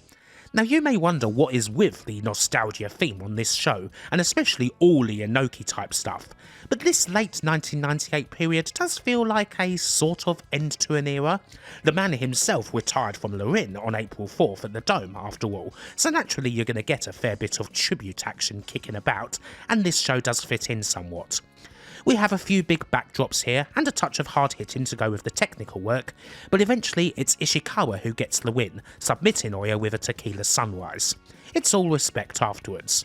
Oya, a very underrated talent, definitely made a good account of himself in both of these B-Cup bouts. And now, yes, it's time for Bob Backlund versus Great Sasuke. This is the sort of match you can hardly envisage working, pure Fire Pro stuff. And yet, in this sort of environment, and with this rudo Sasuke, maybe it's got a chance. Sasuke himself comes to the ring drinking a beer and smoking a cigar, even bashing the can on his head. You know it's a weird old time when you see Sasuke doing frickin' Sandman spots. And well, what of the match itself? Unsurprisingly, it's wild. Sasuke most certainly does everything he can to try and get the win, whether it's a low blow or the odd little spike. If you're into Backlund's whoa, whoa, whoa, then you'll get a lot of that. Despite the huge styles clash, surprisingly the pair don't have much trouble getting all their stuff in. We do get some big dives from Sasuke, and we get the strengthened posing from Bob, including an absolutely massive atomic drop that Sasuke sells like death, and turnabout being fair play when Bob crotches Sasuke on the rope. But the big highlight is, of course, the short arm scissors spot. Obviously it's going to be a Finn, and it's worked brilliantly with nice little touches all over, the odd slaps, Backlund hitting his own hand so he can retain feeling in his arm. At the third time of asking, we do get the big old heave-ho, much to the crowd's delight, and naturally it still goes bad for Backlund when he eats a dropkick off the top. Sasuke hits a scoop tombstone and then crashes and burns on a reverse 450, because he's great Sasuke, and after Sasuke tries in vain to get a backdrop, Backlund goes behind and locks in the chicken win. Body scissors, and that's all folks. It's a 16-minute match that we get to see around 10 minutes of, and we even get Backlund snapping and having to be pulled off of Sasuke, at which point we get the whole looking at the hands thing, which is, of course, golden. Honestly, this match is actually really good. Not every spot goes as well as it should, particularly the high-flying ones which all get botched quite nastily. But this is an entertaining and very odd bout indeed from this weird pairing. It's classic sweet and savoury all the way, and I can highly recommend it.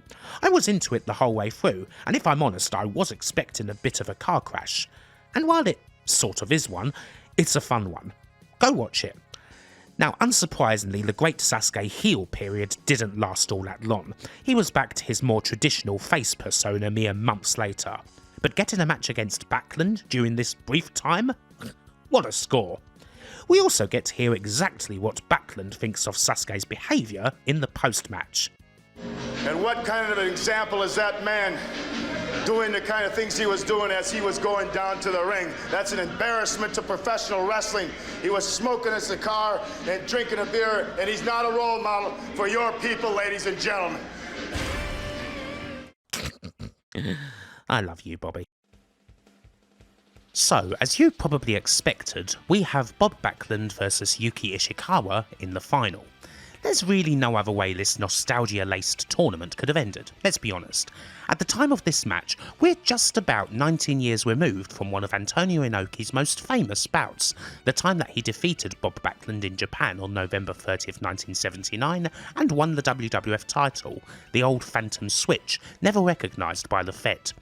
Indeed, Backlund is one of Inoki's most famed rivals for his whole series of classic bouts against him between 78 and 79, and so this match here, with the man himself going against Yuki Ishikawa in full Inoki tribute mode? Yeah, it's an appropriate finale, complete with national anthems and the like. The match itself naturally starts with the howdy doody mating ritual, and progresses from there into a very technical bout, very much ground focused, definitely more in the classic Showa Pro-Res style than what we've seen already. We do get a few suplexes here and there, of course, and naturally we do end up getting the big old short arm scissors deadlift spot, worked pretty handsomely and as impressive as ever. Still, this is a definite your mileage may vary type match. If you're not into lengthy ground exchanges, duking it out over toe holds and various scissors, then this match may not be for you. Eventually, Ishikawa does finish the match, in a classic Inoki style. He runs Backlund to the ropes, and after a short struggle, he does manage to lock in the octopus hold, and it's enough for Backlund to submit after around about 22 minutes, of which we get to see around 16. Yuki Ishikawa wins the B-Cup tournament, there's a whole lot of respect afterwards, and we get everyone on the card posing in the ring as the tape ends. This final match is okay, I would say. Ishikawa is most certainly all smiles wrestling Backlund. Clearly there's a ton of love there, and that's cool, although it does mean that the match doesn't ever rise too far beyond exhibition level, not really having the intensity you would usually want from a tournament final. Ishikawa is an incredible wrestler, but it almost feels as if he has too much respect for Backlund at points. But still, it's an acceptable end to what is, on the whole, a pretty entertaining tournament, and certainly the biggest show in the history of Battle Arts. Bob Backlund in Battle Arts then. What to say? It all turned out pretty well in the end. Clearly Backlund had a very fun time in front of a crowd that was very appreciative of him against wrestlers who had plenty of respect for him. On the whole, it turns out better than his run in the UWF and UWFI, even if that took place in the late 80s and early 90s. While Bob Backlund had some good matches there, especially against Nobuhiko Takada, he doesn't feel like so much of an awkward fit in Battle Arts, and we don't get anything like the time when Takada accidentally knocked Backlund out and nearly caused a riot. In fact, there are a couple of other little matches here outside of the B-Cup tournament, and we may as well have a little look at them too. On October 23rd, 1998, in the middle of the B-Cup, Bob Backlund was in a tag match. He paired up with Yuki Ishikawa to take on the team of Hisakatsu Oya and Alexander Otsuka. There's a lot of cool spots here in a match that lasts over 30 minutes. Initially the bout ends with a 30-minute draw, at which point we get an extra 5. However, that still isn't enough to separate the two teams, and we end up with a draw right as Ishikawa and Oya are both trying to submit each other. Unsurprisingly, the main highlights of this long bout involve the pairing of Backlund and Otsuka, because both of these guys are freaking amazing and have essentially zero equivalents in the history of professional wrestling. I should probably do a full-on Alexander Otsuka video one of these days, regardless of how little known he might be compared to other Puro folks. We switch over to 1999, and Backlund returns for 2 more bouts. He's on the 3rd anniversary show at Korakuen Hall, teaming with Muhammad Yone against Ishikawa and Carl Greco. And unsurprisingly, he's still good. He works a long face-in peril segment, has the usual fun, obviously does the short arm scissors, and ultimately finishes proceedings by locking in the chicken win on Carl Greco and eventually getting pulled off once again. Something about that move just seems to make Bobby go utterly Garrity, doesn't it? Lastly, we go to Sapporo on May 14th for a singles match between Bob Backlund and Daisuke Aikida, running back their first round match at the B-Cup. This match has potential, but then it kind of ends up going wrong. It is a bit more of a styles clash, with Aikida being very strike focused, and his strikes are heavy. At around the 9-minute mark, it perhaps gets too heavy. Aikida absolutely plants Backlund with a whopper of a headbutt. Backlund rolls out the ring, and his nose is pretty clearly broken. It's quite a nasty sight, it must be said.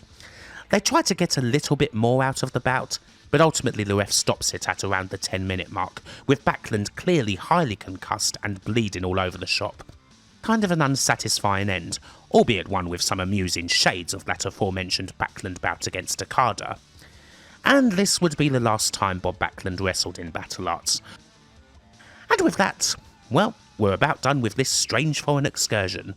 I'm kind of glad I neglected to mention this first time around actually, as it was really fun not to just cover Backlund here, but to cover this whole Battle Arts B-Cup tournament in much more detail than I would have originally been able to fit in. It's full of fun with plenty of good matches, and a lot of love for pro wrestling, constructed as it is by total Puro nerds who also happen to be damn good at it. Hopefully you've enjoyed this video, and until the next time, bye for now. It's always fun to have a look at a match that's a proper clash between styles, and we've certainly got one of those here. The time when Toshiaki Kawada ended up on the other side of the ring from Mick Foley, defending his All Japan Triple Crown title. Not exactly 2 wrestlers that people would imagine sharing a ring, but there you go. It's a curious little match, one that's fun to examine in the whole context of Pro Res in 2004, and one between 2 people who, when you look at their careers, had a fair bit more in common than you might think. We'll get into all of that, of course, but the idea of Kawada versus Foley may well bring up a lot of strange visions in people's minds. Is Kawada going to go hardcore and start pulling out barbed wire bats, tables and the like, the sort of thing he basically never did in the entirety of his career? Will we see Mick take some ridiculously inadvisable bump, or will he try and go blow for blow with one of the greatest strikers wrestling has ever seen? All these questions will be answered when we look at the match itself, but for now we start with a bit of background cause, well, that's just how we roll around here. As far as Pro Res goes, Toshiaki Kawada doesn't need much of a general introduction. We've done plenty of videos on him, he's one of the greatest wrestlers of them all, and so on. That said, we haven't looked at too much of Dangerous K in the time after the big All Japan Noah split in 2000, so we ought to see just how he's doing. And the answer is that he's doing very well. Here in 2004, Toshiaki Kawada is in the middle of a long reign with the All Japan Triple Crown, the sort of reign that people may have thought he should have had back in the heyday of the 1990s. This reign, Kawada's 5th with the 3 belts, began on 6th of September 2003 with a one-night tournament for the title, which had been vacated after reigning champion Shinya Hashimoto suffered a shoulder injury. Kawada defeated the Gladiator, Mike Awesome of course, and then conquered Shinjiro Otani in the final to begin a reign that, at the time of the match against Foley, had lasted a day shy of 8 months, already longer than the entirety of the time he'd spent with the crown over his previous 4 reigns. While a 40-year-old Kawada is hardly considered to be in his prime anymore, he's certainly still putting on bangers. There's a lot of good title bouts over his reign, and it's worth a look at in full someday. On the whole though, it's an odd time for All Japan.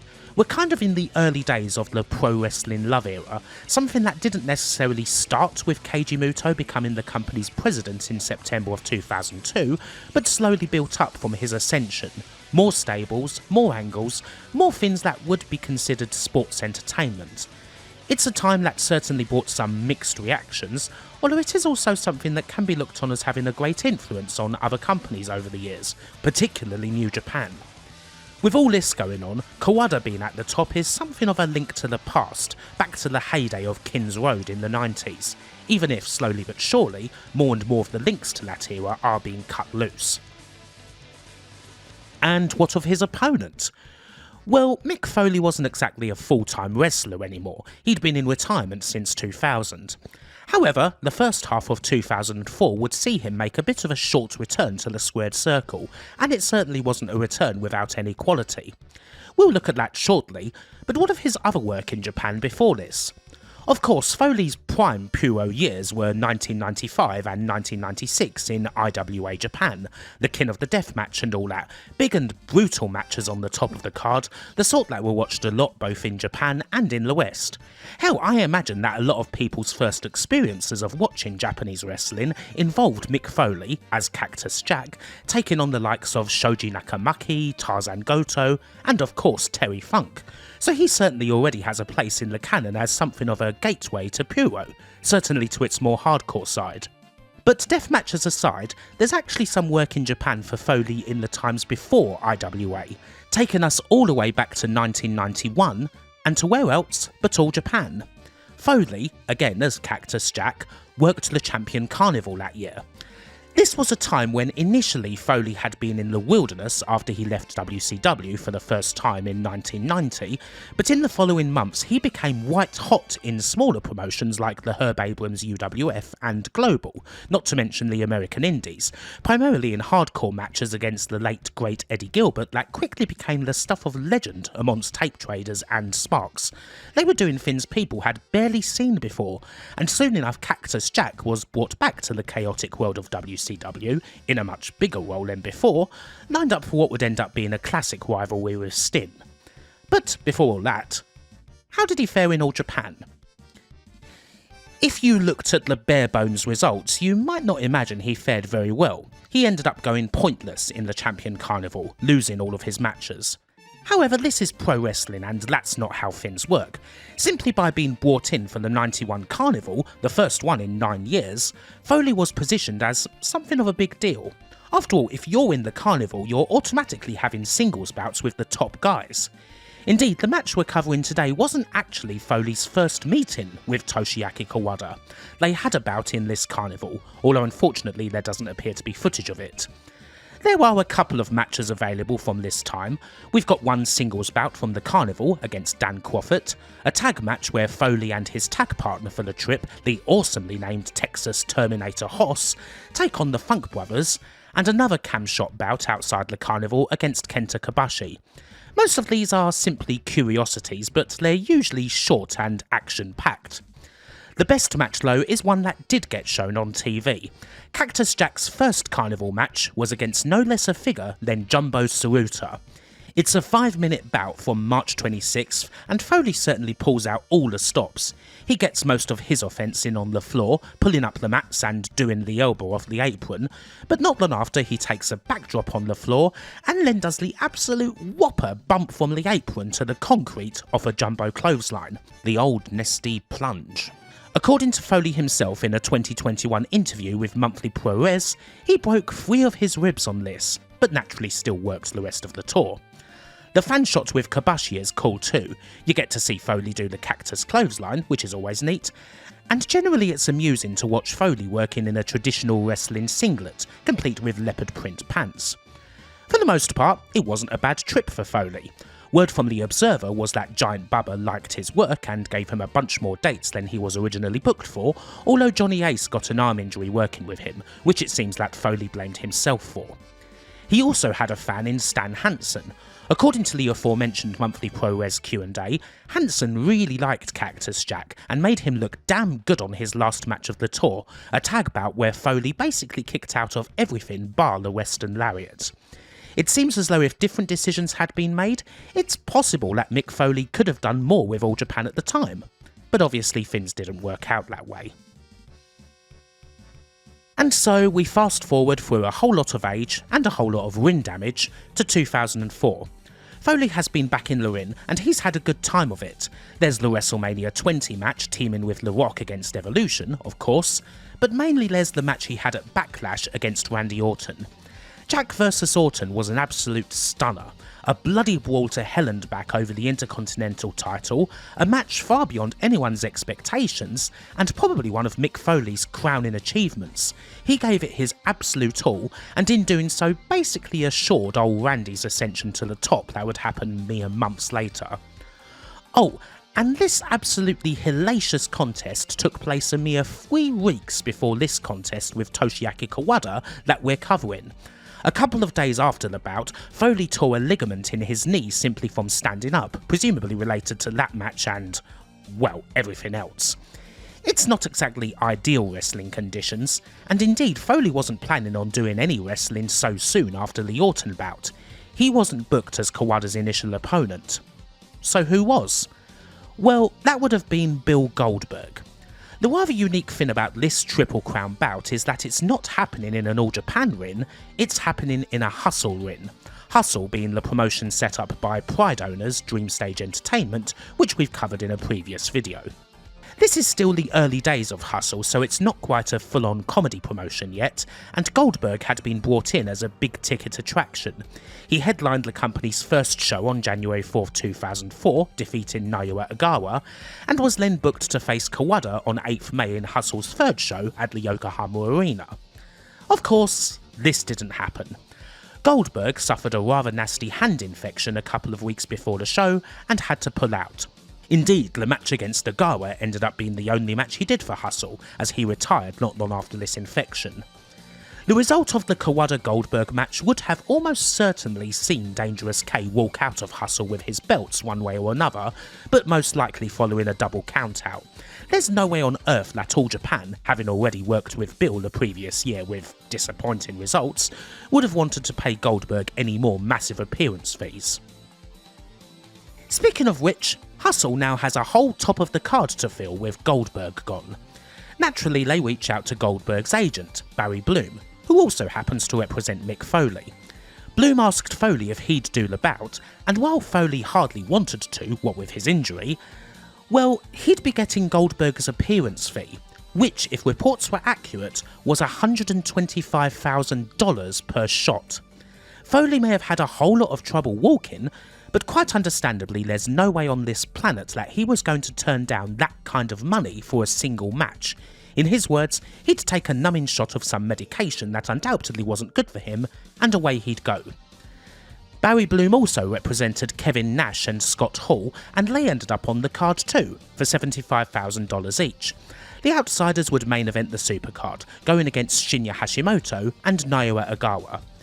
Notably, Dream Stage were only willing to offer a max of $25,000 each to Nash and Hall when negotiations started before Goldberg's injury, but afterwards, well, things changed, especially with them being desperate and the outsiders very much now in the driving seat.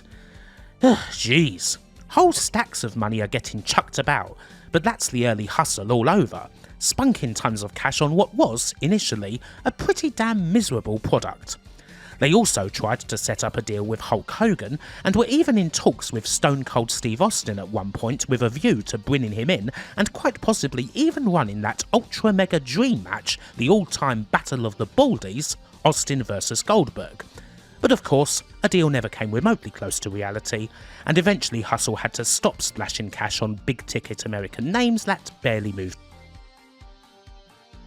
In what little time there is to build the match up, we have a press conference and contract signing, in which Foley signals his intention to take a barbed wire bat and use it many times on Kawada's body. He says that he won the King of the Death match in Yokohama, he intends to win the Triple Crown here in Yokohama, and the personal history is played up. Kawada may not remember the match they had in 1991, but Mick Foley will make sure he remembers him in the ring. And Kawada's young boy promptly gets put to the sword, or rather the bat. You may recognise him in fact. That young boy is none other than Taichi, who was trained and mentored by Dangerous K. Now while you may look at Kawada and Foley, you think they're very different, and you'd largely be right, there are a few similarities aside from simply the lack of teeth. Here I'm going to take a page out of the book of Joseph Monticello, who's written about this match and made this point. For a lot of their careers, Kawada and Foley have always been looking up at a glass ceiling, one that they had to go to extreme lengths in order to try and break. Toshiaki Kawada was one of All Japan's biggest names back in the Kings Road era and thought of as one of the best wrestlers in the world, and yet during that decade he only ever held onto the crown for a total of 175 days.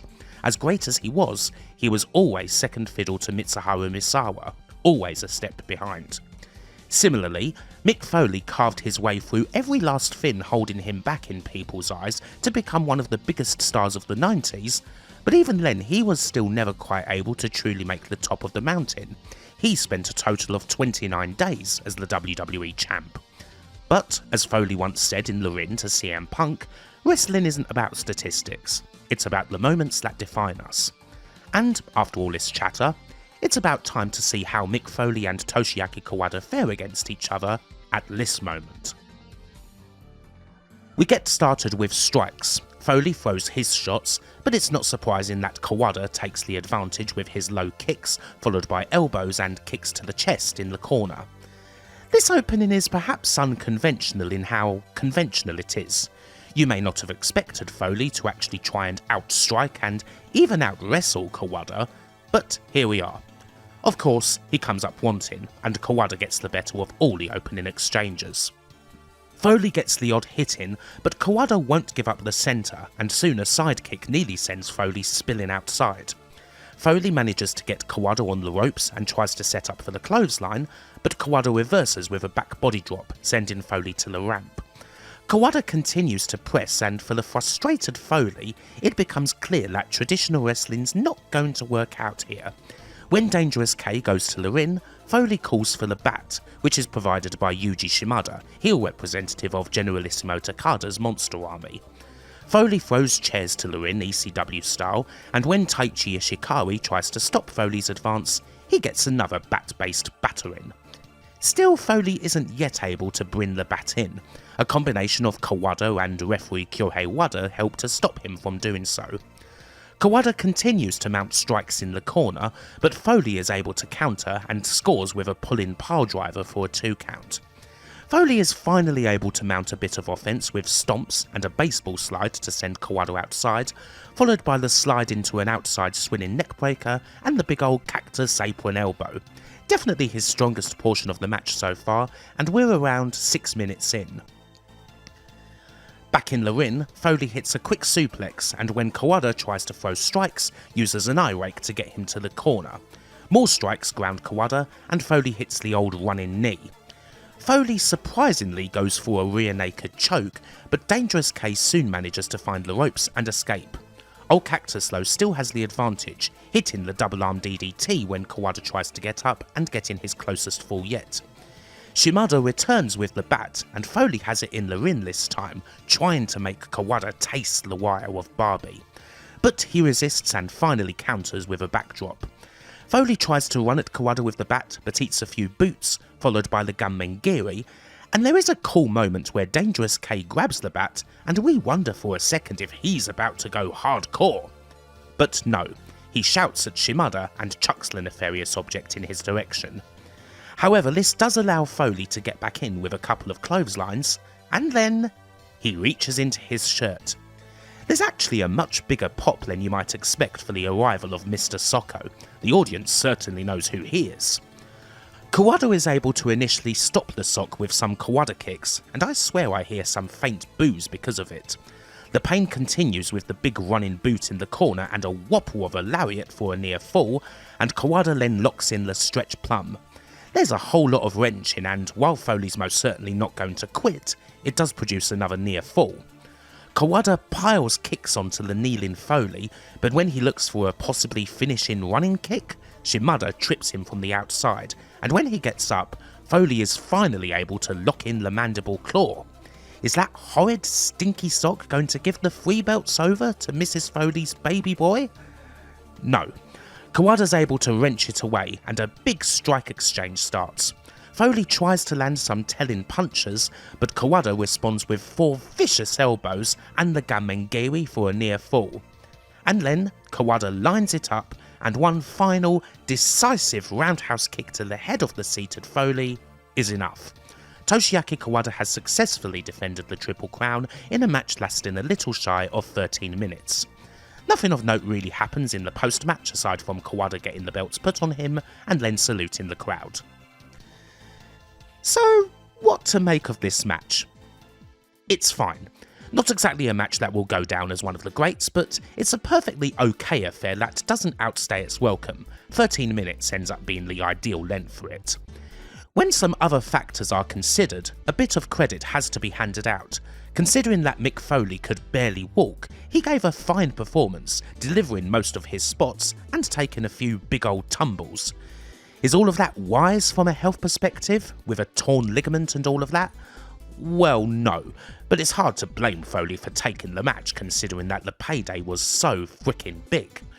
In his third autobiography, The Hardcore Diaries, Foley talks a little about the match, saying that he did spend a few hours vomiting in the toilet following that vicious final kick, that he had to use a wheelchair at Narita Airport, and that he did the match solely for the money, saying that it may have made him feel like a whore, but he was, at least for that one night, an extremely high dollar one. As for Kawada, well, he was Kawada. Largely he was on top, doing his thing, albeit in a match that's a bit more sports entertainment than the Kawada norm, to say the least. Again, this isn't a must-watch by any means, certainly not when it comes to Toshiaki Kawada title bouts, but it's certainly a curiosity, and the final result isn't bad at all. Unsurprisingly, it was a whole lot better than the Outsiders tag main event, which blew more chunks than Foley did in the bog after the bout. As for the whole show itself, it wasn't a success. The Yokohama crowd, deathly quiet for a lot of it, was announced to be 12,057, but the real numbers were around 5,500, and a good chunk of that was papered. It should be noted that Foley, Hall and Nash weren't the only outside guys brought in for the show.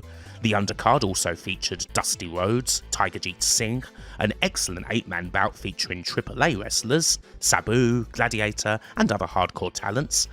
Basically, a lot of money was spent, and it did sweet Fanny Adam for the show's performance, particularly seeing as all the chaos meant that the biggest names were barely advertised. A lot of the more established home talents, the likes of Kawada and Shinjiro Atani, were also refusing to do any American-style vignettes, angles and the like. Dreamstage cut the budget significantly for Hustle's next show. Possible negotiations with the likes of Austin ended, Goldberg was pretty much out anyway, doing filming, and while Foley could have possibly returned, he instead decided to take much needed knee surgery. The fourth Big Hustle show, also at Yokohama, was headlined by a tag match featuring Naoya Ogawa and Riki Choshu against Yoji Unjo and Dan Bobish, a quite significant step down in star power, and amusingly enough, the show performed about the same as the third Hustle card. Still not good in the slightest, but at least it didn't cost so much money. And with that, we're about finished with this match, one where we've seen a whole lot of desperate and bad business, one that does speak volumes about the rather lousy state of this young and flailing promotion trying to make bank off big American names and failing miserably at doing so, although the actual end result here, while weird, wasn't too bad. At least Mick Foley ended up with a pretty handsome payday. To paraphrase his words from the Hardcore Diaries, it won't go down on anyone's list of all-time mat classics, unless seeing Foley being kicked the shit out of by Kawada for 10 minutes is their idea of a good time, but at least it didn't suck. Hopefully you've enjoyed this video, which also hopefully didn't suck. And until the next time, bye for now.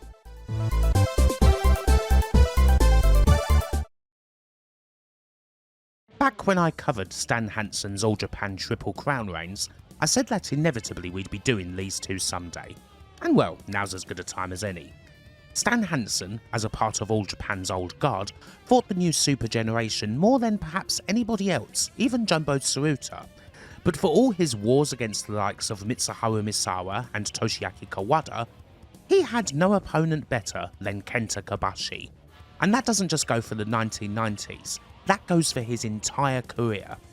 It's not often that someone finds their perfect opponent when they're nearly 20 years into an already incredible career, but that's what happened. Stan Hansen and Kenta Kobashi were made for each other, and they'd have several of the best bouts of 90s All Japan against each other over the course of a 6-year rivalry. Through the process of this, there was arguably no other wrestler who truly made Kenta Kobashi as a single star in the way that Hansen did. Kobashi obviously had the skills and the look to be great from the off, but it was the bouts with Hansen that gave him something special. And of course, when it comes to story, it involved Kobashi going through purest hell against one of Puro's toughest and most enduring tests, the unsinkable battleship, not just still at the top of the card after all these years, but still one of the very best that there was.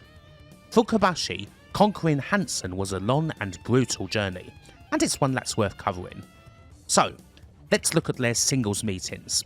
Happily, most of them are available to look at, and they make for a glorious story indeed, in the classic Kings Road vein.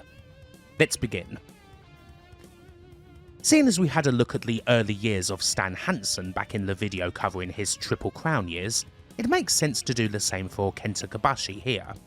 Kobashi was not someone immediately predestined for wrestling glory. Indeed, he had a hell of a time simply getting through the door. Much like the other four pillars, he came from a tough childhood, raised by a single mother, only his athletic achievements in school weren't as remarkable as others, mainly taking place in judo. He was always a passionate fan of wrestling, but chose to take a blue-collar job at Coursera after finishing school, not wishing to place any more financial burdens on his mother, who'd raised him and his brother on her own. This job, however, didn't satisfy Kobashi at all, and eventually, he decided that he wanted to follow his dreams, inspired in his own words by the story of Mike Tyson and how he'd come up from poverty to become a champion. By the time that Kobashi called All Japan to try and get in the dojo, he was 20 years old, already pretty old for a trainee, especially one who hadn't had any notable athletic experience when compared to other dojo entrants. He called All Japan and was flatly rejected over and over, but still he persisted, and eventually he did manage to find his way in. Mitsuo Endo, a bodybuilder and former IWE referee, owned the gym Kobashi trained at, and it was through him that Kobashi finally managed to get a foot in the door and make his way to the All Japan dojo.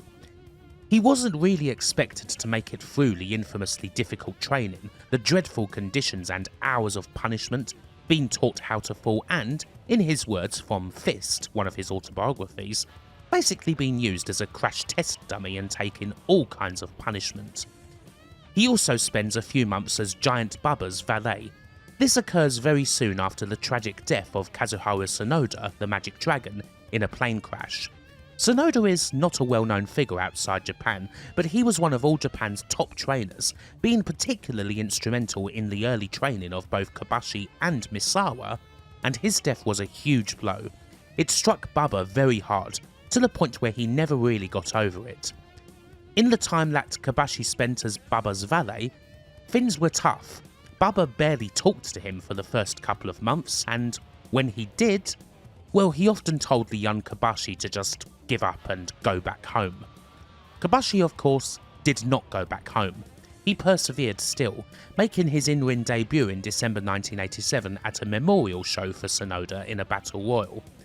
Kobashi always believed that the initial disregard Bubba showed him was meant to be a test, and ultimately it was one that he'd pass, earning the boss's respect. As for the respect that Kobashi had for Bubba, well, that was natural. Kobashi considered Bubba to be a father figure, someone that he didn't have in his childhood. One of the keys to Kobashi's early years, and an important path to him gaining attention, was that the pro-res press did take notice of him pretty early on. Just a few months into his career, a 1988 match that he had with Toshiaki Kawada was highlighted in a regular weekly pro wrestling feature dedicated to up-and-coming wrestlers. Said article was written by the journalist Hidetoshi Ichinose, who would spend a great deal of his career covering the Four Pillars, writing an extensive biography of them in 2019 that helpfully has been summarised by the almighty Kinch Stalker at Pro Wrestling Only. I'll link to that in the description, as well as the reviews and summaries of Kenta Kobashi's own Fist and Pillars autobiographies that Alex Pogarski has been doing over on Scott's Blog of Doom. The press quickly took to Kobashi, saying that there was something different about him compared to other prospects. And indeed there was, particularly in how he trained and how he was built. Kobashi took a lot of advice and a lot of his training from the foreign talents, particularly crediting the Road Warriors and Paul Ellering for their guidance, and through this advice he became something of a body guy, building up his muscles as opposed to doing the pure strength training that most of the other talents favoured. Initially, Giant Bubba didn't approve of this due to his belief in rather typical Japanese stereotypes of the time about men with muscles, but he didn't stop it either, and the muscles became an important part of Kobashi's look and presentation. And so did the losing. Now, new guys losing basically all of their matches wasn't in any way a new thing at all in Puro, it was the expected path, but it was especially a path highlighted by Kobashi, as Weekly Pro continued to cover his exploits, and he even received a Rookie of the Year award at the end of 1988 from Tokyo Sports. As Kobashi continued his in-ring exploits, All Japan leaned further into his look and embraced the story of his losing streak more than they would for other young lions. Kobashi's guts would be emphasised in reports of his matches, and there would also be idolesque photo shoots of him in the magazines, designed to appeal to the female audience. Again, while many of these things, such as having a losing streak, or a trial series where Kobashi would mostly eat pins against stronger wrestlers, weren't out of the ordinary, Kobashi did receive more coverage for them than the norm, and seeing as he wouldn't end up having a foreign excursion, this helped him gain a profile and start slowly catching up to the likes of Misawa, Kawada, and Akira Taue. While Taue had actually debuted a few months after Kobashi, he had the advantage of a few years spent in the world of sumo. 1989 sees Kobashi continue to face stronger opposition both in singles and in tag bouts, and it also marks the first time that Kobashi would share a ring with Stan Hansen. On July 15th, he teams with Jumbo Tsuruta against Hansen and Genichiro Tenryu, in a match that's also Kobashi's first main event at the Korakuen Hall. He is absolutely the odd one out in this quartet, considering that both his partner and his opponents were at the very top of the main event, and obviously he's going to be eating the pin, but the young Kobashi still shows these aforementioned guts when taking punishment, and occasionally catches the other guys out with body presses and drop kicks, even getting a close fall on Tenryu with a fisherman suplex. The key is that Kobashi, even at this stage, doesn't hesitate. He brings everything he can to two guys who were already legends of the game, and even though he does eventually succumb to a Tenryu powerbomb, it takes 20 minutes for Hansen and Tenryu to finally take him down. It's a damn fine tag bout, and afterwards a certain guy from Borgia, Texas, says that Kobashi's a wonderful wrestler with incredible potential. It won't be long before they're facing each other again, that's for sure. On February 21st of 1990, Kenta Kobashi and Stan Hansen had their first singles meeting. Kobashi is absolutely full of fire. He hardly lets Hansen get into the ring and take his hat off before firing blows at him, and the crowd's already pretty hot for the bout. Once the action does start, Kobashi continues attacking with kicks and chops, getting Hansen on the ropes and even in the corner at one stage, although Hansen is able to swat him off and punish with knee drops, stomps and the like. Still, there are a couple of other moments where Kobashi is able to get the upper hand. He shifts his weight on a Hansen backdrop attempt, landing the lariat on his head, and from here he body slams, hits a couple of leg drops, and a big splash off the top, enough for a 2 count. A couple of drop kicks and a spinning heel kick also hurt Hansen, And soon enough, Fuchinkan gets pretty damn angry. The crucial moment comes when Hansen is able to block one of Kobashi's dropkick attempts. He's able to get the much needed distance, ready that arm, and take this young pup out. At this stage of the game, one Western lariat is obviously all that's going to be needed. But even if Hansen was clearly always going to win this first encounter makes for a cool little 5-minute sprint. Kobashi may well have been overmatched by Hansen, but he was never overawed. He put up a good fight, and this is certainly a nice taster for all that's to come. On July 7th, 1990, Kobashi gets his second chance to prove himself against the Battleship. This bout takes place in the middle of All Japan's Summer Action Tour in Saitama, and Stan Hansen is currently holding the Triple Crown titles, although the belts are not on the line here. Again, this is another tester for the young and fiery one, but a lot has changed in just a few months.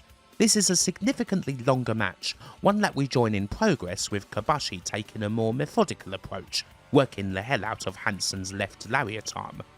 It's a gambit that many have tried in the past, and it's certainly causing Hansen pain. He never gets close to submitting, although there's one point in the match where Kobashi's pretty close to getting a Kimura. Hansen has to resort to slapping and kicking Kobashi off at points, but he finds more of an advantage after a failed powerbomb attempt. Hansen hits a bunch of moves, including that nice little springboard elbow and the short brainbuster. Still, Kobashi gets yet more in, a spinning heel kick that knocks Hansen silly, a body slam, leg drops, and his Orange Crush, as it was known then, diving body splash from the top. This is a time before Kobashi started using the moonsault. The crucial moment comes, however, when Hansen dodges a shoulder block and drives Kobashi's head into the mat. He follows this up with the 3-point stance, and then he readies the arm once again. Despite all of that arm work, the Western Lariat connects, and the match is done. We get 8 minutes of a clash that went around 12. It's a good one, slower than the first, and you can already hear how the crowd are behind Kobashi. He's become more prominent even in the months since that first singles clash with Hansen. Of course, there's lots more going on there. This is days after Misawa's famous win over Jumbo Tsuruta, and right around the time of the big Tenryu-led Exodus.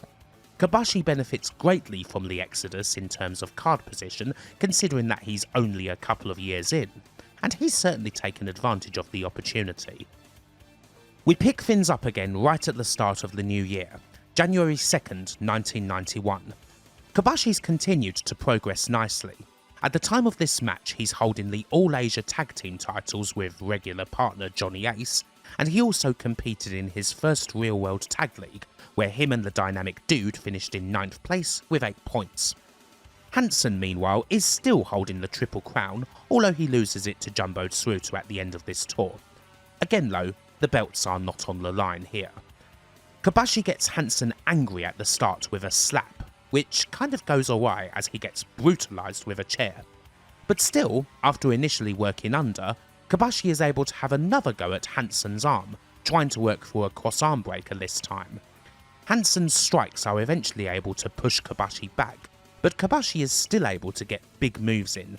He hits a bulldog, a DDT off the ropes, and after a body slam he does manage to hit Hansen with a moonsault for the very first time, and it's his closest near fall against Hansen to date. Kobashi's able to lock in a sleeper after Hansen misses a strike, but the lariat runs him into the post and knocks him silly. A shoulder tackle follows, and Hansen readies that golden arm. Kobashi manages to block the first attempt at a lariat this time, first time he's done that, but it only stops him momentarily. Hansen comes straight back off the ropes, clobbers Kobashi with the lariat, and gets the win once again in another good, if short, match. This one went a little over 10 minutes. Kobashi's hardly disgracing himself in defeat, seeing as he's getting more and more hits in there, but at this stage he's still got quite a ways to go if he wants to sink the battleship. Hansen is simply too strong, and one lariat is all it's going to take. The Kingsroad is, after all, a pretty long one.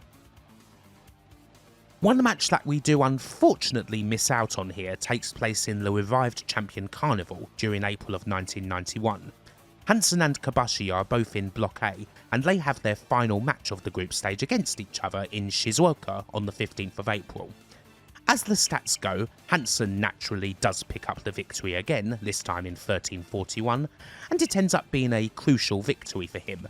It puts him on 12 points, 2 ahead of Mitsuharu Misawa, and that's enough for him to win the block and go to the finals, where he ultimately loses to eternal rival Jumbo Tsuruta.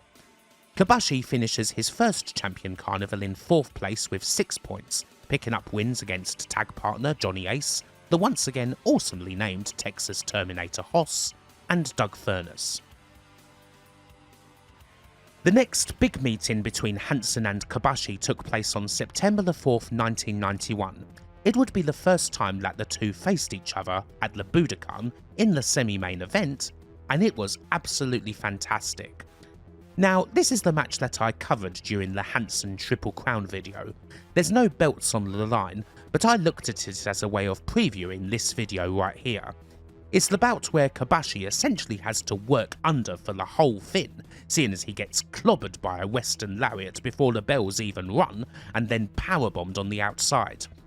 Even despite that, Kobashi is able to power through, coming back into the bout and hitting Hansen with everything that he possibly can at this stage, but a second Western Lariat on the outside poleaxes him once again.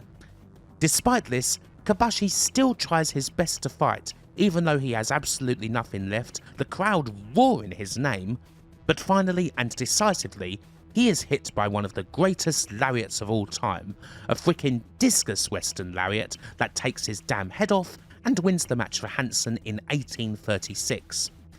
This match is several levels above everything the pair has done so far, the point where a good rivalry turns into a great one, where you really see Hansen and Kobashi bring out the absolute best in each other, and several layers are added to the story.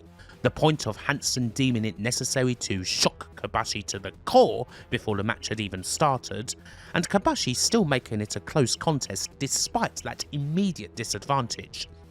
For me, it might just be the point where it became clear that the sky was the limit for Kobashi, and that as a wrestler there was nothing he wouldn't do in order to not just make it to the top, but to become an all-time great.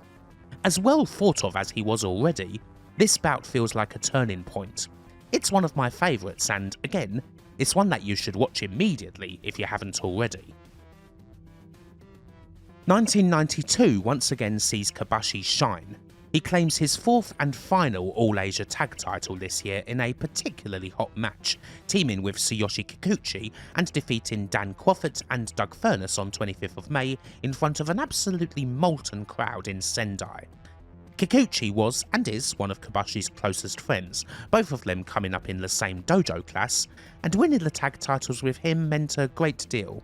This classic match is definitely one that brings a lot of attention to Kobashi outside of Japan as well, being voted 1992's Match of the Year by readers of the Wrestling Observer.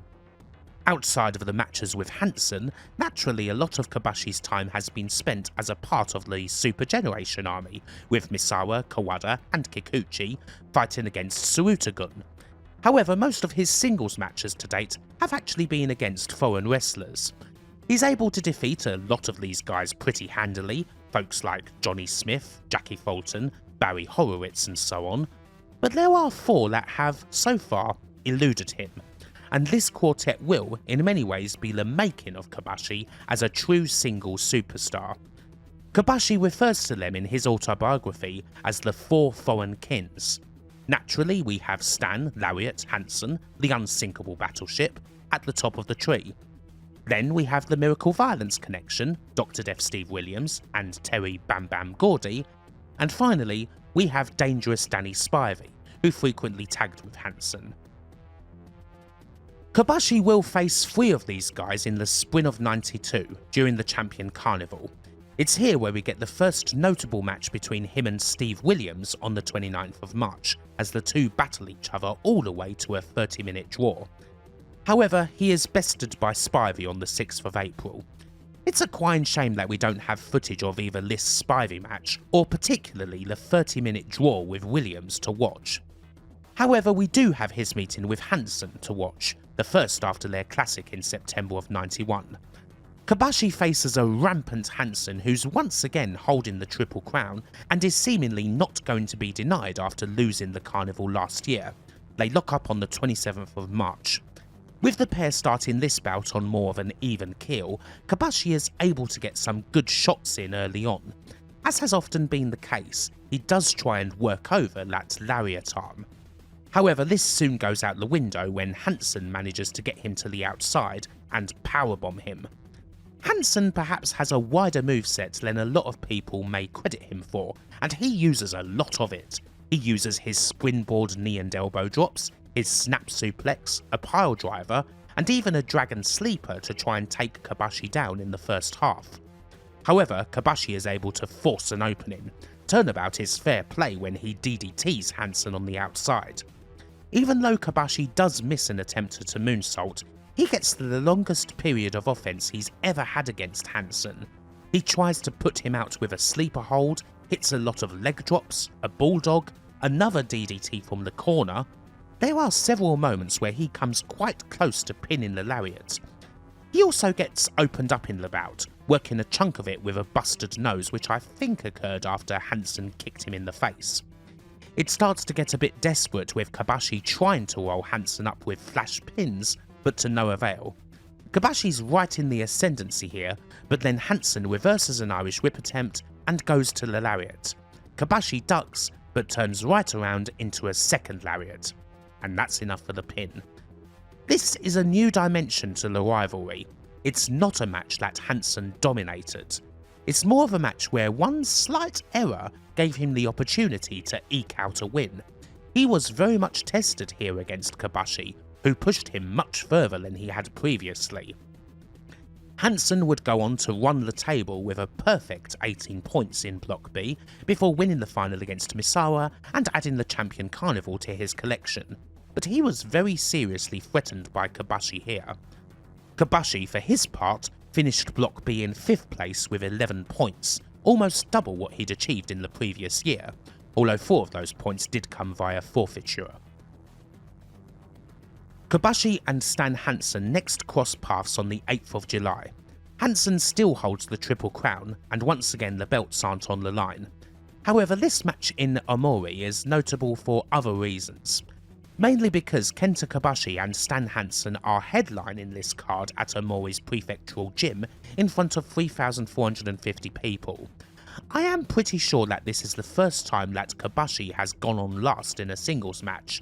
It's against the guy that he's basically chosen to measure himself by, and while this may not be the Budokan, that doesn't necessarily matter to Kobashi, who by this stage had already made a decision in his career to give it 110% every time out, no matter where he was wrestling.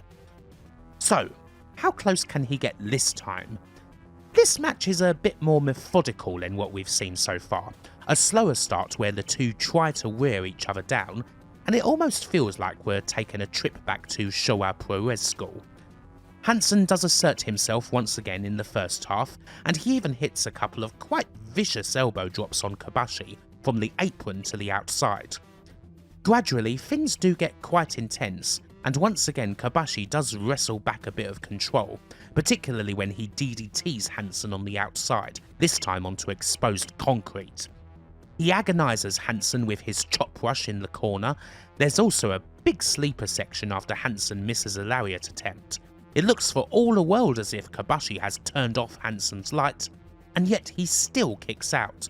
Kobashi is almost disbelieving, trying again but to no avail. Hansen, naturally, comes back again, with one of the highlights being an absolutely sick powerbomb into the corner, but Kobashi is still there, returning with leg drops and a moonsault, but still not getting the pin.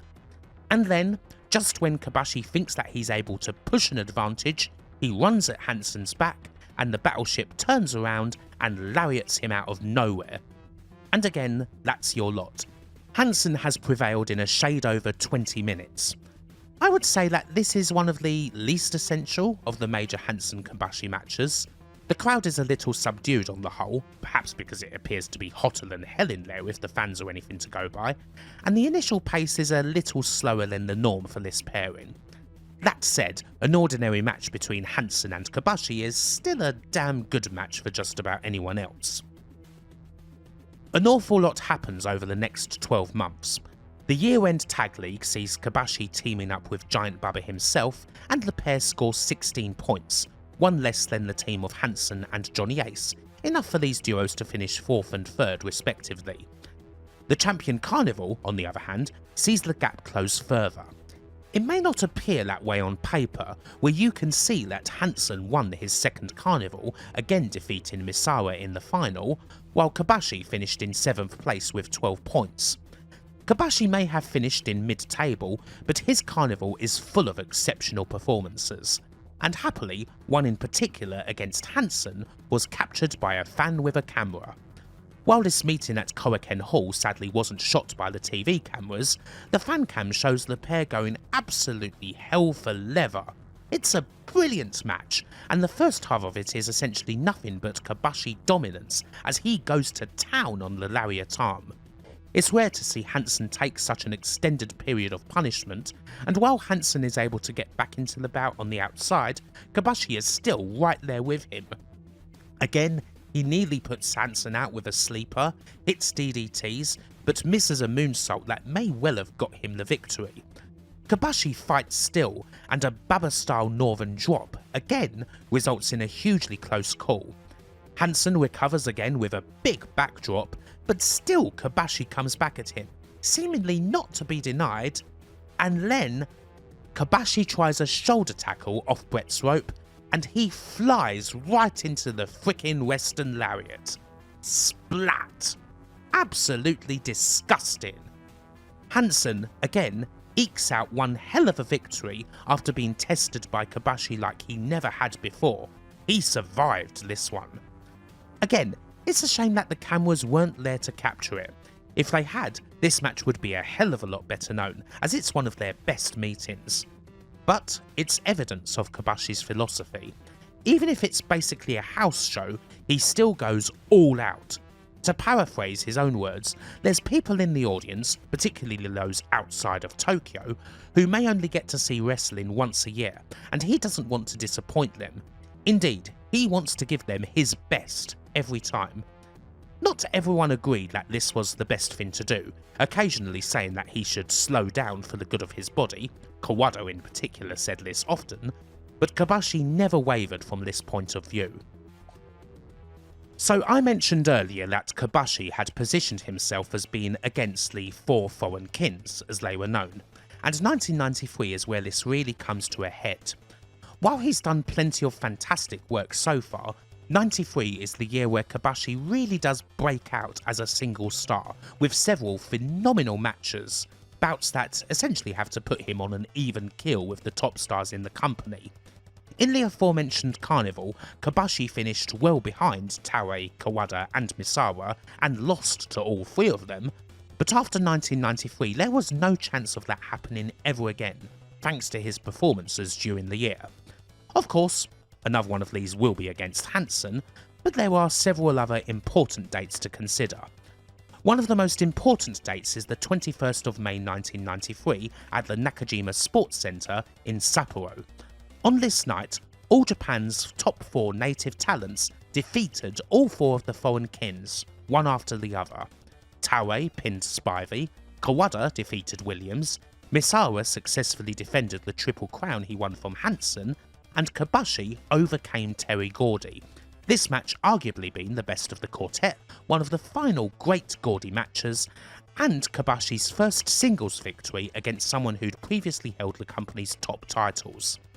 This is often regarded, including by Kobashi himself, as the night when the idea of the 4 heavenly kins, of these 4 wrestlers being considered All Japan's 4 pillars of heaven, was born. As a quick aside, in case you don't know, the whole concept of the 4 pillars, or 4 heavenly kins, is borrowed from Buddhism, in which there are 4 deities known as Shitenno that protect the Dharma, their statues often flanking that of the Buddha in temples. They are Tamon-ten, Jikoku-ten, Zochu-ten, and Komaku-ten, and they each represent a different season and cardinal direction. References to the 4 kins can be found all over the shop in Japanese media. There's 4 Kins in Sailor Moon, the Elite 4 trainers in Pokemon, there are the 4 Knights of Lord Gwyn in Dark Souls, and so on. And here we have the wrestling versions. The original 4 Heavenly Kins from the JWA days, Antonio Inoki, Giant Baba, Kintaro Oki and the Fireball Kid, and then the new 4 Heavenly Kins in All Japan, Misawa, Kawada, Kobashi and Taue.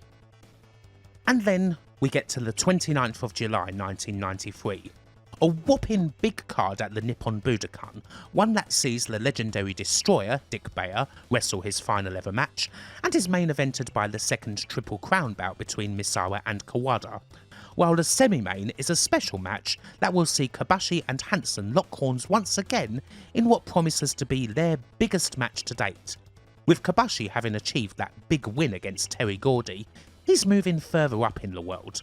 The days when Kobashi was clearly an underdog in a match against Stan Hansen, someone who was always going to have to work under and seek out opportunities whenever he could, are now over. That was demonstrated with their match in the Carnival, and even if Kobashi has yet to defeat Hansen, the pair are now essentially on an equal footing. Naturally, a match as big as this one deserves a full recap, so let's get to it. Hansen starts things off by attacking a second, which only serves to anger Kobashi. He takes Hansen out of the ring, slaps the crap out of him, then DDTs him onto the floor. So yeah, we're starting off hot. Kobashi continues to bring the pain inside, striking Hansen endlessly, and aiming a lot at the lariat's back this time. One quite significant moment comes early on when Kobashi takes Hansen down with a lariat of his own, and from there he applies a nasty facelog, continues beating on Hansen inside and outside, and he seemingly has a counter for anything Hansen does. The first 10 or so minutes of this bout are damn near all Kobashi. However, Hansen finally gets a big shot in. Kobashi runs at him in the corner, but Hansen lifts up a boot that Kobashi absolutely charges into, dives into it, earning him a big welt on his cheek, and the comeback continues with a powerbomb right onto fricking concrete. Even if Hansen is back in the fight, he's taken quite the beating. It felt as though all those nearly 44 years, all aware from that fighting, was showing on Hansen all at once in the first part of this contest. He takes a bit of time to recover, but continues on with an elbow from the apron to the outside, more big drops in the ring, and a slap that knocks Kobashi silly, but Kobashi's then able to rally and fight back with chops and kicks. However, he misses a missile dropkick, and afterwards Hansen comes off Brett's rope for a big splash. You know he might be starting to feel a little desperate when he's breaking out aerial moves like this. Kobashi comes back again though with kicks and knees, followed by a big chop rush. There's so many times where we've seen Hansen explode out of the corner in moments like this for a tackle or even the lariat, but he's far too hurt to do that right now. He is able to eventually push Kobashi out and land kicks to his back, but this only motivates Kobashi. He wants more of that, and the two slap the hell out of each other once again. Headbutts and a boot follow, but Kobashi knocks Hansen down with another lariat as we get to the 15-minute mark. Kobashi is back in control again, hitting a DDT, and even though Hansen tries in vain to throw a quick lariat of his own, he ducks and applies a sleeper. This time Hansen is eventually able to make the ropes. A bulldog attempt from Kobashi is a mistake though. Hansen reverses and hits a slingshot backdrop. Still, even with a pin attempt, this mainly gives Hansen sorely needed recovery time, a break from Kobashi's relentless forward movement. Hansen tries for the lariat after a shoulder barge, but Kobashi nails a drop toe hold and hits a bunch of leg drops, followed by a huge orange drop from the top for a very close fall. A body slam, another leg drop, a pump of the fist. Kobashi connects with the moonsault and somehow, from Lord only knows where, Hansen gets his shoulder up. But realistically, just how much more can he take? Any move that the old battleship does is now filled with desperation, like an enzigiri followed by clinging onto the leg to try and stop Kobashi from moving. Kobashi continues to kick him off, soon reaching the corner and exploding out of it with a big northern drop, a move Tsuruta used to beat Hansen back in the day, but again, not quite enough. Kobashi is now getting desperate himself, trying several roll-ups and pinning combos, but it's still not getting the job done, and then another lariat to knock Hansen down. It's as if suddenly he isn't just beating Hansen, but he's beating him at his own game.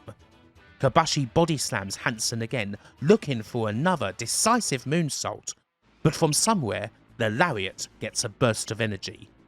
He gets up and intercepts, attacking Kobashi from behind as he's on the buckle with strikes and making his way to the apron. Kobashi still strikes in this dangerous position, ramming Hansen's head into his knee and elbowing him. Hansen responds with headbutts and then...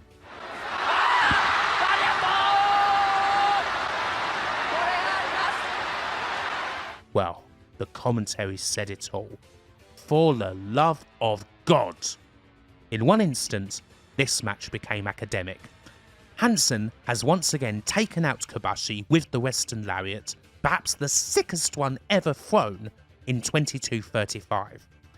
But even as he finally makes it out of the ring, throws up the horns and does the customary "Yeeeev" shout, you can see how hellish this match had been. Kenta Kobashi had his number on this night. He threw everything he had, and it was only one sudden burst, one little mistake, that allowed Hansen to win this one. The battleship may not have been sunk, but it's certainly full of holes after this match. Now this is one of the great All Japan bouts of the 1990s, of course, a peak contest from the peak era, and there are many things to highlight. One important thing to note is Kobashi's use of the lariat, taking the move that was synonymous with his opponent and using it against him to great effect. At this stage, the lariat wasn't even really a move associated with Kenta Kobashi at all, not like it would be later on, but it proved to be a very useful tool here. It's something else that adds a new layer to the rivalry, in a match that already built a lot on many of the other layers. We've seen how Kobashi has evolved from an underdog to someone at the very top through his matches with Hansen, and how he's able to push the lariat now to the very brink of defeat. He couldn't be any closer to him without pinning him, and if it wasn't for that unreal finish, he'd have done it on this night. Speaking of that finish, it wasn't the first time the lariat took someone out from the corner. In July of 1988, Hansen clobbered a bloody as hell Tenryu as he vainly tried to ascend the buckles, sending him flying to the outside, and that was enough for Hansen to win by countout and claim both Tenryu's pre-WF heavyweight and United National belts. This finish, however, well, it's a whole lot nastier. A perfect end to this match that's, well, perfect, not to be too Kurt Hennig about it. This was an absolute show stealer, even with Misawa vs Kawada winning on the same card. It rightly earned a 5-star rating in The Observer, so you can bet your bottom dollar that the big fans in the West, those who traded the tapes, absolutely freaking loved him at this point, and rightly so. This was the absolute best match of Kobashi's career so far, and for Hansen, well, this is the best match of his whole career. As glittering a career as it was, nothing tops this night, and this rightly legendary encounter, one of the all-time great contests of 90s pro res. All of that, and we still have 2 more matches between the pair to look at. There is one thing Kobashi's yet to do, after all, and we shouldn't forget that. He has yet to win. Following this match with Hansen, Kobashi's rise became meteoric. A little over a month after this match, on the 31st of August, he would have his classic meeting with Steve Williams. The pair fought over the #1 contendership to Misawa's Triple Crown in a match that was just as good as the one Kobashi just had with Hansen, and perhaps just as important in how it shaped his career, even if, again, Kobashi ended up on the losing end. It's also worth noting that there was a huge show of respect between the two afterwards in the locker room, with the pair embracing and Williams telling Kobashi that he was #1. There is even bigger success in the tag world. Kobashi and Misawa have now teamed up, and at the end of 1993 they won the Real World Tag League, taking the main tag titles along with it. The final match against Kawada and Tauei's Holy Demon Army sees Kobashi score the decisive pinfall following a huge backdrop on Kawada. He is now undoubtedly a main event star, A huge fan favourite with the crowds in Japan, of course, and also loved by the Puro fans in the West. He was voted 1993's most outstanding wrestler in the Observer's year-end awards. Hopefully we've done a good job so far of covering his rise all the way to the top and seeing just what Kobashi had to go through in order to get there, especially considering where he started from. But of course he still has some important scores to settle, especially when it comes to singles competition. Often, the Spring Champion Carnival, where everyone gets their shot in at each other, is a good place for that, and with Mitsuharu Misawa, the top guy, injured and largely out of action for 1994's Carnival, it may just be a good opportunity for even more than that. Kobashi initially rips through most of the field, only dropping points in a 30-minute draw with Akira Taue, before finally eating a loss against Toshiaki Kawada on April the 6th. A tough blow, but he's not out of contention. And who's up next? Hansen. A man who, again, Kobashi has never pinned. If his Carnival challenge is to realistically continue, he's going to have to do it right here on April the 10th in Sendai. This match, in the main, is a flat-out fight. It's a Carnival match with a 30-minute time limit, so there's no time for rest holds. We have parity for a lot of it, certainly in the first half, as Kobashi and Hansen take it in turns to beat the hell out of each other. Kobashi seems to be scoring with a different tactic this time. A lot of his strikes and attacks are aimed directly at the body of the lariat, trying to take out his core. If you take out that core, then not only do you slow him down, but you weaken all of his other strikes and, of course, you weaken it for the moonsault. It proves to be very effective, although Hansen does get his biggest advantage when on the outside. Naturally, he resorts to weapons, smacking Kobashi's back with a chair, pulling out a table and running him into it, and then throwing that table from the ring right onto Kobashi's head. All that, and a powerbomb too. Kobashi is poleaxed, and Hansen desperately wants Joe Higuchi to start counting, but he won't do it. And then Hansen crashes and burns on a shoulder tackle attempt from the apron. As we get into the last stages of this match, the strikes become both very powerful and even more desperate, often used as a way for both of these guys to try and catch some breath. The selling and the expressions from both Hansen and Kobashi are truly spectacular, even if one doesn't doubt that a few of the shots they threw at each other ended up being live rounds. Hansen does hit a couple of nasty backdrops, but they aren't enough. The situation gets ever bleaker for Hansen as Kobashi continues to wreck his core, and once again Kobashi is able to use his own lariat to take him down. Then, quite crucially, when Hansen is able to get in a desperate lariat hit, he is not able to capitalise, in far too much pain to even think about covering Kobashi. This core work has been much more effective than anything Kobashi did with the arm previously. Kobashi then finds his own energy and launches some serious torpedoes in the corner, shoulder barges that seem to fold Hansen in half. He pulls him out, body slams, gets up the top, and hits the moonsault. Somehow Hansen kicks out. Kobashi though isn't to be denied now. He pumps that fist and he gets up top again. At last, Kobashi did it. In 26 minutes and 55 seconds, he pinned Stan Hansen. The battleship has well and truly been sunk, and Kobashi has the biggest singles victory of his career so far. The match itself is another absolutely wonderful one, not far off from classics like the 1991 and 1993 bouts. This one was quite simply a war, with both guys swinging for the fences, and absolutely no let-up from that. They barely even broke off for rest holds. You've got selling from both guys that's on the top level, a very hot Sendai crowd who are absolutely itching for this magic moment, and a tremendous finish. Everything you need for a classic. Every great match from this duo has something different about it that makes it special, and this one may well have been the most punishing of them all, not to mention the longest. You can't give enough credit to Kobashi and Hansen for this one. What a skirmish. Another one you've got to watch. Kobashi's Carnival Challenge, essentially one that replaced Misawa's, was still alive after this bout, although in the end he did fall short. On paper you'll see that he eventually tied for 4th with Akira Taue on 17 points, which again doesn't seem special, but in truth he was in finals contention right till the end.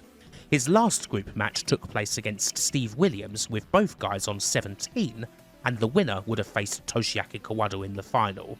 And in the end, after another grueling and epic battle, Williams was the one that came through, although Kawada would eventually take this carnival. We now move forward a couple of years. Naturally, Kobashi only moves up during this period. While the carnival will continue to elude him until he finally took it in 2000 at what turned out to be his final opportunity, we do naturally get a lot of tag success with Misawa. The pair ultimately won 3 Real World Tag Leagues after all. On the singles front, he starts to challenge for the Triple Crown, where we get even more classic matches. Another big tilt against Steve Williams, the epic January 1995 60-minute draw against Kawada that took place in the aftermath of the Great Hanshin earthquake, his first meeting with Misawa for the belts in October 95. It goes without saying that he is one of the best Finns going, but it's not until 1996 that he finally does reach the top of the mountain.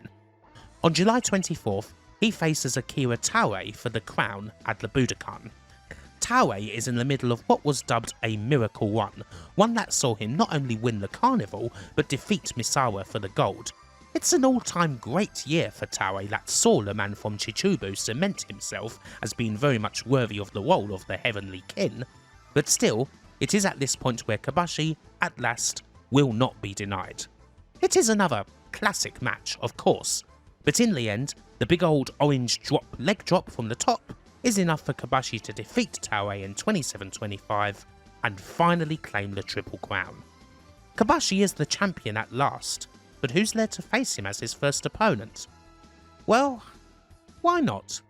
Why not have one last duel? It's not as if Hansen and Kobashi had stayed away from each other following Kobashi's landmark victory over the Lariat in 1994. They did have, of course, carnival matches in 95 and 96. Sadly, neither of those bouts are out there, but they went to a 30-minute draw in 95, and Kobashi defeated Hansen for a second time in 96. There had also been a good deal of tag bouts as well, not all of which went entirely without incident.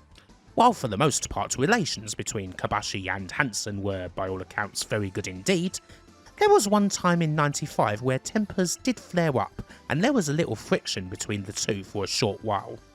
Going back to Kobashi's Fist autobiography, a tag match on August 23rd, 1995 saw Kobashi and the young Masao Inoue teaming against Hansen and Richard Slinger, with Hansen and Kobashi naturally going at it with gusto. But in the midst of the conflict, a chair strike from Hansen hit Kobashi's arm awkwardly, tearing it right to the bone. He'd required 22 stitches, although naturally he wasn't able to take time off at this point. There was a confrontation backstage afterwards in Hansen's locker room where the two needed to be pulled apart before Kobashi went into the ambulance. Now, in the end, the tension from this incident didn't last all that long, although one imagines that the sight of Hansen and Kobashi legitimately attempting to tear each other apart would have been quite fearsome indeed. All is patched up by the time we reach 5th of September 1996, and we go to the Budokan, where Hansen will face Kobashi once again.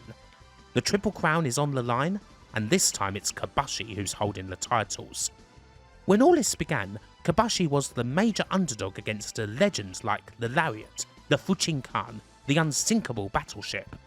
But here, we have a Stan Hansen who's just turned 47 against a young 29-year-old champ who's in the pink of condition, at the top of his game. In other words, now it's Hansen who's undoubtedly the underdog. But still, anything can happen when the big belts are on the line. Much like a lot of the later matches between these two, there's no real time for rest holds or anything like that. Even when Hansen and Kobashi are taking it a little slower, they're still usually striking at each other. We run through a good few of the greatest hits, of course. There's the vicious body shots that Kobashi used to severely weaken Hansen's core, and eventually there's Hansen getting a big advantage on the outside with a huge powerbomb. Not only that, but he also performs a tope, which isn't something you'd necessarily expect at this stage of his career. But even if Hansen is 47, even if injuries and general wear and tear are getting to him, and even if you may think that he might be the underdog now, he certainly doesn't think so. He's almost laughing at points when he's dominant, still utterly confident in his superiority. But of course, pride has a fall. Hansen's mistake is to try and hit a Western lariat on the apron, which Kobashi ducks, sending Hansen's arm right into the ring post. The selling from both is amazing as ever, but we get several big rounds of Hansen wailing in frickin' agony like a stuck pig, and needless to say that lariat arm is out of commission. Kobashi pushes forward from there, not hesitating to attack that arm, and eventually weakening Hansen to a point where you think he might just be ready to go, but Hansen still has juice left, coming back with big elbow strikes and the like. Kobashi hits some fierce strikes himself, but Hansen still readies up a lariat, even if he can't use the left arm. Kobashi blocks the attempt, but Hansen spins and hits it with the right. However, Kobashi kicks out. Hansen is in disbelief. It was a damn fine hit too, even if Hansen wasn't able to cover straight away, but it didn't get the job done. Hansen hits a backdrop and readies up again, but this time Kobashi ducks, backdrops, then hits a lariat of his own. It's not enough, but Kobashi rears up, and even if the first attempt doesn't get through, the second one does. And shockingly, it gets the pin. Kobashi defeated Hansen in 26:07, and more than that, he did it with the lariat. After a period of recovery, Hansen stews somewhat, but is understandably upset. He does beat the champion down in a rage because, well, perhaps that's the lariat's way of showing a sort of respect. It still doesn't change the facts, and it doesn't change the big old passing of a torch that has just taken place. This final match, I must say, is quite the excellent ending to Hansen and Kobashi's feud. Indeed, it's probably fair to call it the last great Stan Hansen singles match, although that's no surprise considering who the opponent is. Once again, they both gave their absolute all. Kobashi's first title defence at the Budokan was an utterly worthy one, and in the end it brings the story to a decisive close. In 1993, we saw Kobashi start to make use of the lariat. He tried to beat Hansen at his own game with it, and he came damn close. And now, here in 1996, he was able to use that lariat to defeat Stan Hansen for good. It may be a right arm lariat as opposed to a left arm one, but it still feels like the move has been passed on. And indeed, in Kobashi's autobiographies, again big thanks to Alex Podgarski for the summary, Kobashi revealed details of a conversation that he had with Hansen, in which the man from Borgia, Texas gave his blessings for Kobashi to use it, only saying that Kobashi should not overuse it, and that he should make it count with one shot, which is essentially how Kobashi did apply it in the future. It's not the first time that Hansen essentially passed the lariat on. 6 years earlier, Terry Gordy was seemingly set to achieve the top foreigner slot, and he defeated Stan Hansen for the crown with his torpedo lariat. Sadly, this didn't work out, but the baton is passed on here, 6 years later.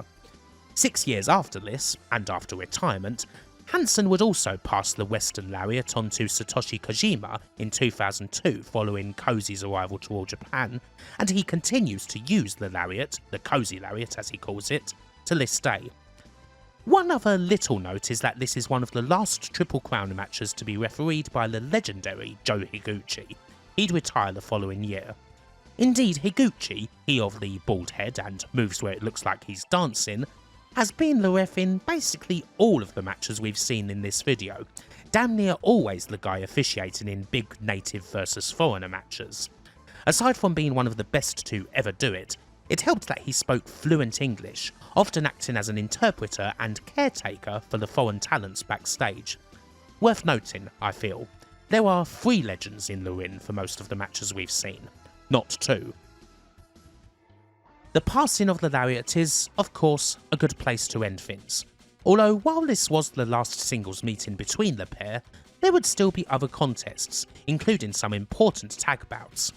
May 1998's arrival of All Japan at the Tokyo Dome saw the team of Kobashi and Johnny Ace take on the dream team of Hansen and Vader in front of 58,000 people, and then at the end of the year, after Vader signed up to All Japan full-time, Kobashi and Jun Akiyama ended up facing Hansen and Vader in the final of the Real World Tag League. Kobashi would pin Hansen in both of these contests, which is exactly what makes sense. Hansen was finally taking a step back and making his way towards retirement, and the new dominant top foreign heel was here. And so, this feels like a good spot to wrap up coverage of a truly amazing feud, and one that was absolutely crucial to the rise of Kenta Kobashi. Over the course of the 25 years that Kobashi spent in the ring, few people ended up being more important to that rise than Hansen, and they spent 6 of those years beating absolutely lumps of each other until, finally, Kobashi was able not just to sink the battleship, but to do so with the techniques that he had essentially learned from him, even if it was as part of a trial by fire. Kenta Kobashi and all the things that make him great, his guts, his intensity, never giving up, the connection he had with the crowd and so much more, were built in particular through those battles with Stan Hansen. The tagging with Misawa and the like certainly helped a lot too in other areas, but when it comes to Kobashi on his own out there, in the early and mid-90s when he just got better and better, well, it's all about him and Stan Hansen, or him and Steve Williams. Classic Puro battles of a sort where the Japanese hero faces a foreign menace, but at a whole other level than what had come before. They were quite simply made for each other. Hopefully you've enjoyed this video, and until the next time, bye for now.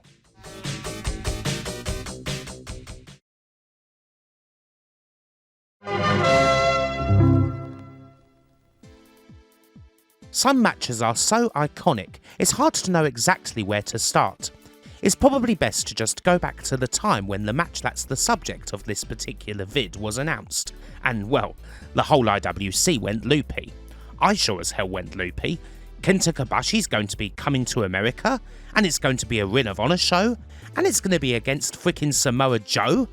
The expectations for this event were already off the charts, to a level that surely, when you think about it soberly, it was going to be impossible to actually reach. And then the most amazing thing happened. They did reach that level. Samoa Joe vs Kenta Kobashi on October 1st, 2005 at the Grand Ballroom in New York was and is one of the most exceptional wrestling bouts ever caught on video, and I can only imagine just what it was like for the 800 or so in attendance that night. The lucky ones who've talked about it basically speak of nothing but sheer ear-popping delirium that, even if the record of the match does a fine job of trying to capture, can't truly be done justice. One of the legendary matches of American indie wrestling in a truly special period, covering it is a no-brainer. Now obviously this match itself is the centrepiece, although there's a few other things to look at here too. How it all took place, Kobashi's thoughts going in, as well as a couple of other little more obscure bouts that take us away from the big ROH classic, as Noah tried to make a good impression overseas. Now I guess you could say that this was, albeit around 15 or so years after it would have usually happened, Kenta Kobashi's foreign excursion. Happily this young lion was able to turn a fair few heads overseas. Let's get going. Perhaps an ideal place to start here would be a little look at the few times before Kobashi that Japanese talents had come over to Ring of Honor. Attracting Puro guys had certainly been a priority for the company early on because, well, Ring of Honor had always been about attracting that, for lack of a better descriptor, serious sort of wrestling fan. You know, the ones who would absolutely go on incessantly about the best things happening in Noah, NJPW and AJPW, and how much better they were than anything American, even to the point of irritation. People who probably had this classic animated GIF in their message board signature. That said, back in those bad old days, during the time of Katie Vick and the Kiss My Ass Club, there's obviously nothing remotely wrong with having a promotion based around actual respect for professional wrestling, especially when the wrestling itself was generally so damn good. Puroresu was a big inspiration for Ring of Honor. Puro fans was exactly who they wanted to appeal to, and even before Kobashi came over, the company had seen a couple of legends and, well, not so legends, with the results being something of a mixed bag. On the 9th of November 2002, 01 would basically be the main event of All-Star Extravaganza, which is actually one of the very best shows from ROH's first year. You've got a thoroughly excellent tag team of eternal ultra hard-ass Masato Tanaka and junior legend Shinjiro Otani against the American team of Low Ki and Steve Corino, although both Ki and Corino were, of course, regulars on 01 tours. The match itself ends up being pretty cool. You certainly get all the good stuff that you're familiar with from all four guys, from big Otani hope spots to stiff Ki kicks, Corino forever being the slick dick, and Tanaka being absolute iron. As you would expect, the Japanese team does win after a misplaced Ki kick poleaxes Corino, and a lariat followed by Otani's spiral bomb seals the deal. In giving 01 the main event of their show, Ring of Honor certainly gave a huge amount of shine to the Japanese promotion, perhaps more than they really should have, although one presumes 01 insisted. In the end, being the main event didn't actually do them a lot of favours. Not only is this card damn near all excellent from top to bottom, these guys had to follow up an absolutely stunning #1 contender semi-main between AJ Styles and American Dragon, the pair's first career meeting and the first of many classics between the two.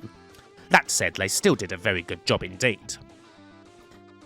Final Battle 2003, on December 27th, saw the second half of the show taken up by ROH going up against All Japan, complete with a main event for All Japan's World Tag Titles starring Keiji Muto as the Great Muta, teaming with Awashi against the Prophecies Christopher Daniels and Dan Maff. This main event is, naturally, the weakest of the 4 ROH vs All Japan bouts. It's the sort of thing that doesn't really go too far beyond exhibition, which is kind of a common theme with a lot of these clashes. It's almost best as a reminder of a time when Arashi, or Isao Takagi, was actually flying pretty high in All Japan, high enough to be tag champs with Muta and even a Champion Carnival finalist. Muta naturally gets all his crowd popping spots in from mists to flash elbows and ends up getting the win with the Shining Wizard. The other 3 matches are definitely the more curious ones here though. We get a tag bout between the Second City Saints, CM Punk and Colt Cabana, against Turmeric Storm, the team of Kazushi Miyamoto and Tomoki Honma. A young Honma is certainly the most intriguing part of this bout and, well, because he is Tomoki Honma, the match finishes with surely the nastiest looking Pepsi plunge ever, one that Honma decides to take directly onto his skull. Jesus Christ, dude. Cool match, mind. Elsewhere, AJ Styles takes on Kaz Hayashi in a match with shades of the very last weeks of WCW in another decent bout, with the commentary mentioning that Kaz was actually the first ever person to take the Styles Clash, and AJ ends up hitting Hayashi with it again to win here. And we also get an entertaining contest between Homicide and Satoshi Kojima. In a battle of Koji cutters and lariats, it's Kojima who eventually wins out and presumably celebrates with a big loaf of bread afterwards. In the end, the mini ROH vs AJPW series ends on as even with 2 matches apiece, and it results in plenty more good than bad.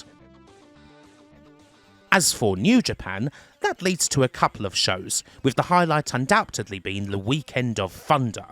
Jushin Liger comes over for a pretty high profile duo of bouts in front of a very appreciative crowd indeed, with Liger being so well known, loved and influential when it comes to a promotion like ROH. Naturally this goes down a treat. The singles match between Liger and Bryan Danielson that headlines Night 1 actually has a bit of story, with American Dragon having had previous success in New Japan and even holding the junior heavyweight title there, but never pinning Liger. Danielson happily heals it up in this bout, which is never not awesome, and it ends up being a very good match. However, Danielson comes up short against Liger again despite pulling out all the stops, getting pinned after a super brainbuster. Night 2 saw a more exhibition-like tag bout with Liger and Samoa Joe against Danielson and Low Ki, and while this one's certainly a lot more about everyone getting all their stuff in, again the crowd laps it all up, and it's certainly entertaining. We end up with Liger winning again, pinning Danielson once more after a running Liger bomb after Dragon got appropriately beaten up by Joe. The weekend of Thunder turned out pretty okay, and with it consisting of a singles match and then a tag bout, it's obviously the closest equivalent to what we're going to see when Kobashi comes over. But then, on the other side of things, we've got the Best of the American Super Juniors tournament from April 2nd, 2005. This is actually the second of two one-night tournaments, different to the regular BOTSJ format, with the first happening in New Japan's original American outpost, the Santa Monica-based Inoki Dojo, in 2004. That whole thing's available on YouTube and is actually a rather curious record of early 2000s indie talents, both famous and forgotten. That first one was won by Danielson, and he participates here alongside Spanky, Matt Sydal, Alex Shelley, Roderick Strachan, and James Gibson, with the New Japan contingent consisting of Black Tiger, as played by Rocky Romero, and Dragon Soldier B, aka Kendo Kashin, a somewhat older git who'd recently returned as a New Japan regular. It all looks fine on paper, but then the booking happens, and Kendo Kashin ends up getting to the final. Now, while Kashin's a perfectly okay wrestler, his ultra-grounded, technical, comedic-ish style is absolutely not the sort that plays well with ROH fans circa 2005, and his bouts get nothing in the way of positive response. More than that, his path to the final consists of cheating to win against Matt Sydal and a semi-final against James Gibson where Gibson was already injured and Spanky eventually had to throw in the towel. On the other side, Black Tiger beats Alex Shelley and then defeats Danielson in a run-back of the first tournament's final. So yeah, Black Tiger and Kendo Kashin contest the final, which isn't exactly the matchup that ROH fans expected, or indeed wanted. More than that, the utterly hated by this point Kashin wins the whole thing following his admittedly sweet top rope cross arm breaker, and is happy to heel it up while the fans chant "Don't come back" at him. There's a fair bit of backstage intrigue here, as you'd expect. Inoki Office was very much in control of the tournament, and ROH did kind of try to persuade them that Kashin wasn't going to go down well as winner, or that Black Tiger vs Kashin wasn't going to be a good final. However, New Japan's president, Simon Inoki, refused to be budged on the matter, and so we ended up with a bit of a stinker. And so that just about takes us to the upcoming appearance of Kobashi. We've certainly had some bad stuff here, although to be fair there is a lot of good. The common theme though is still a series of matches that largely play out as exhibitions, with not much in the way of follow-up. Kobashi is also something of a different kettle of fish entirely. The biggest Japanese stars to appear in the company before him, those being Tanaka, Muta and Liger, were of course already pretty well known for their American exploits, all having appeared pretty regularly in the West for ECW and WCW, whereas Kobashi, well, he hadn't ever wrestled outside of Japan. As alluded to previously, Kenta Kobashi didn't have the foreign excursion that big prospect talents like him would have been expected to go on in their younger days. And so, come September of 2005, when he sets off for this brief little excursion, well, it's not like there's anything to look back on. This feels so much more like a total one-off, something that you would better make the most of, because it sure as hell isn't likely to happen again. The match between Kobashi and Samoa Joe was officially announced by ROH at the end of August, although it was in and around the middle of July when it became known in those good old rag sheets that Kobashi was going to be coming over and working the October 1st and 2nd dates for the promotion. Having got Kobashi, a lot of the wrangling from there was more a question of just who Kenta Kobashi was actually going to face. In fact, Kobashi vs Joe wasn't necessarily the original plan. The worry about such a match, especially from a traditionalist point of view, is that obviously Kenta Kobashi is not going to be coming over to lose, and Samoa Joe was the company's biggest star. Traditionally, you would never have your big home star job to someone who's just coming in for this sort of shot, unless it was in some sort of screwy fashion. However, that sort of screwy finish, even a draw, isn't something that an ROH crowd is likely to accept. This is a promotion that prides itself on clean finishes. So if it wasn't going to be Joe facing Kobashi, then the other logical option would have been low-key, with the Joe and Kobashi encounter then happening in a tag. Key was still one of the company's big names, was not in possession of any kind of title, something that automatically ruled out Bryan Danielson, who'd recently become ROH World Champ, and seeing as Key already worked with Noah regularly, there was hardly going to be any political issues here. The snags with Kilo were the big difference in size between himself and Kobashi presenting a major clash, as well as him only being able to work one date on the weekend. He was already booked for a One Pro Wrestling show in the UK on October the 1st. It's all a bit of tricky balancing and booking. In the end, Gabe Sapolsky decided to eschew wrestling tradition. It's going to be Joe against Kobashi with the promise that the finish is going to be clean. And there is still room for Low Ki, of course. The October 2nd tag match will see Low Ki and Samoa Joe teaming up to take on Kenta Kobashi and Homicide. Even Low Ki and Joe were enemies in ROH's booking at the time, this weekend is seen as special enough to, at least temporarily, forget about storyline considerations in favour of giving the fans the best possible matchups available, seeing as this is surely a one-time thing. October 1st and 2nd were the only two dates they could get for Kobashi. The main reason behind all of this happening in the first place was Noah's wish to expand their international presence. A pretty worthy cause indeed, seeing as Noah broadcasts and packaged shows were actually available in a good few places outside of Japan, such as the legendary and much missed Wrestling Channel here in the UK. Anyone else ever get the nostalgic urge to revisit those brilliant Kobashi, Jushin Liger and Miko Satomura highlight MVs? Anyway, I digress. 2005 was definitely a year where Noah stars could be found in a fair few places all over the world, and a big part of the charge was spearheaded by none other than the boss man himself. While Mitsuharu Misawa wasn't yet appearing in ROH, he had his own little excursion earlier in 2005, mainly centred around Europe. First off, we've got a couple of UK shows. On March the 18th, Misawa was up in Scotland for a tag bout in British Championship Wrestling, where he teams with regular tag partner Yoshinari Ogawa against Doug Williams and Stevie Knight. Now, if you think that Kobashi wrestling in front of 800 people in ROH is a small sounding crowd, seeing Misawa here in front of what looks like around 100 tops may well be an even bigger shock to the system. It's a tiny yet appreciative crowd that rocked up to the Karluk District Hall to see Misawa's team naturally win, with Ogawa pinning Knight on a backdrop hold. Odd but interesting. Also, Misawa may or may not have, with presumably no other options available, urinated into a bin backstage. I am unable to confirm this right now, but I'll update you all if necessary. The next night is much more high profile. FWA's International Showdown, broadcast on the aforementioned Wrestling Channel. Here we've got a 6-man contest. Misawa, Ogawa and Tiger Emperor, aka Kotaro Suzuki, going against Doug Williams, James Ty and Too Cold Scorpio. It should be noted that Doug Williams and Too Cold Scorpio are both Noah Tour regulars, and the Anarchist himself had stakes in the Frontier Wrestling Alliance, so presumably he was instrumental in getting this put together. This is another entertaining enough exhibition, certainly not the sort of thing that would make waves on a Noah card, but definitely fun for the 3,400 fans at the Coventry Skydome. Doug's team actually get the win here. Williams pins Tiger Emperor following a Chaos Theory. A fine match on what was actually a very fine card.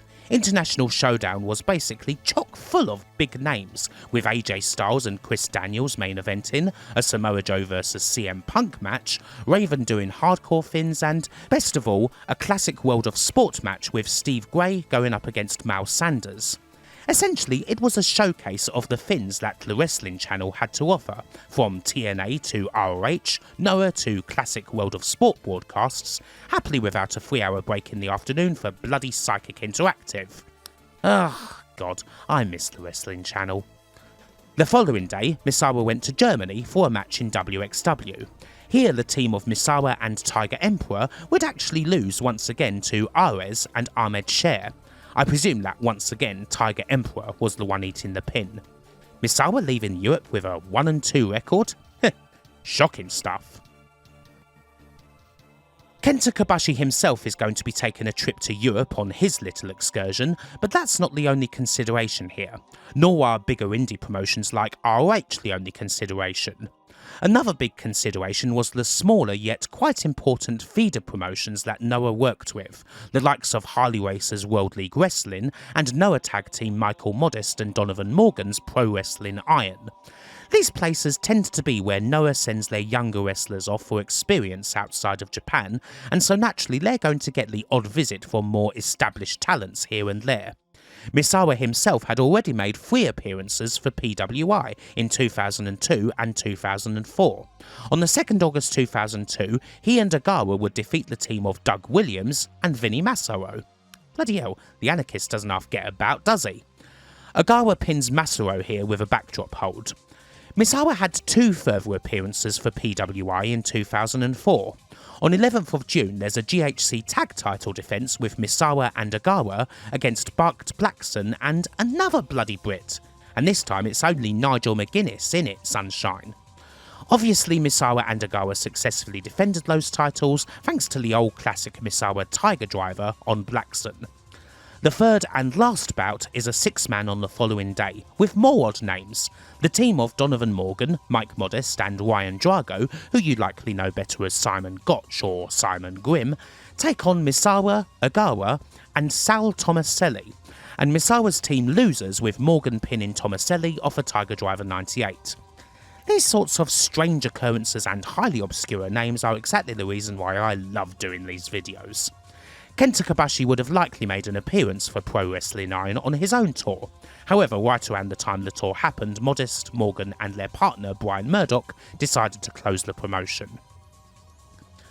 Harley Racer's Missouri-based WLW, or World League Wrestling, was and indeed still is one of those promotions that's based quite heavily around a training school, and Noah would send a fair few wrestlers here for some foreign experience and indeed some tutelage from the master. Takeshi Morishima, notably, was pretty well featured here, having won WLW's championship twice in 2003 and 2004, so the relationship here was pretty strong. Indeed, Misawa had already been here in August of 2004, teaming with Ogawa and defeating the team of Ace Steel and Jason Bates. And WLW would actually be where Kenta Kobashi made his first American appearance, wrestling Wade Chisholm on the 24th of September at the Eldon Community Centre. Now, unfortunately, not much record of this match is around, aside from a couple of clips, but according to reports it was quite a good one, and the crowd was pretty appreciative, with lots of chanting for Kobashi. Harley Race went to some length to present Kobashi as one of the world's greatest, and following Kobashi's victory, the man himself would come to the ring, call him Mr. Pro Res, which was what the press called Harley Race when he wrestled in Japan, and actually presented Kobashi with his NWA heavyweight title. Naturally, Kobashi did hand it back afterwards, out of respect. There's a couple of other intriguing historical tidbits here. Firstly, Kobashi was accompanied on this tour by Kenta and an injured Naomichi Marufuji, with Kenta also competing on this WLW card and the 3 of them taking a training camp. Secondly, as reported in The Observer, a certain John Laurinaitis was also at the show. He and Kobashi did previously team together in All Japan, and this was their first meeting since those days. The dynamic dude did talk to the Japanese press about how the WWE would love to have Kobashi come and face the likes of Kurt Angle, Triple H or The Undertaker. A pretty thing to say, seeing as there was obviously no frickin' chance of such a thing occurring. Thirdly, we also have a 21-year-old Kenny Omega on the card, who was here to take part in the aforementioned training camp. He's spoken in an interview with Monthly Pro Res about having a brief and positive interaction with Kobashi and Laurinaitis while they were watching him spar, where they were joking about potentially signing him up. The connection with Noah and WLW and Kobashi's trip there also brings up another possibility. While there was obviously zero chance of Kobashi doing anything in WWE, there was a chance that he could have done something with TNA, who Race also had connections with. Noah had actually let TNA know that if they would like to use Kobashi on a pay-per-view, they'd be open to it so long as it didn't clash with his obviously very busy Noah schedule. However, TNA declined, largely because their main Japanese relationship was with New Japan and they didn't want to spoil that. So, with all the preparation just about in place, we're about ready for the match itself. In the Japanese press, Kenta Kobashi made sure to say that Samoa Joe was a big deal indeed and that he was intensely preparing for the bout, watching tapes and doing research. And why not? These are two of the most successful wrestlers about at the time, after all. Both Kobashi and Joe had only recently come off their lengthy world title reigns, with Joe leading Ring of Honor through some mighty lows, but when he lost the belt, the promotion was stronger than ever. He's someone that deserves respect, and Joe himself has already indicated that he's not just going to roll over for Kobashi. This, after all, is his house. The fact that this is a singles match already does make this seem like a big deal, especially when you consider that Misawa, on the various shows that we've just seen, only ever wrestled in tags and trios. Privately, according to both Joe and Kobashi after the fact, Kobashi did wonder just what sort of reaction he would get from the crowd. He was well aware of just how big a star Samoa Joe was in Ring of Honor, and he actually didn't think that he'd get cheered. He thought that the American crowd wouldn't know who he was. And so, when talking with Joe, he wondered if he should play the heel and be like Mr. Fuji, according to Samoa Joe, who spoke about the match on Steve Austin's show. Joe tried to say, in somewhat broken Japanese, to trust that he was a big babyface and that if they both went out there and did their thing, it would be fine. Will kick ass. Also, as evidenced by this picture, Kenta Kobashi took in some classic American cuisine before the show. He ate at a Wendy's. The show itself at the Grand Ballroom is simply called Joe vs Kobashi, and it is about as much of a one-match card as you would expect a show called Joe vs Kobashi to be, really. There is a tag title change, although this was during a period where those belts were kind of an afterthought, as in before Austin Aries and Roderick Strong got hold of them.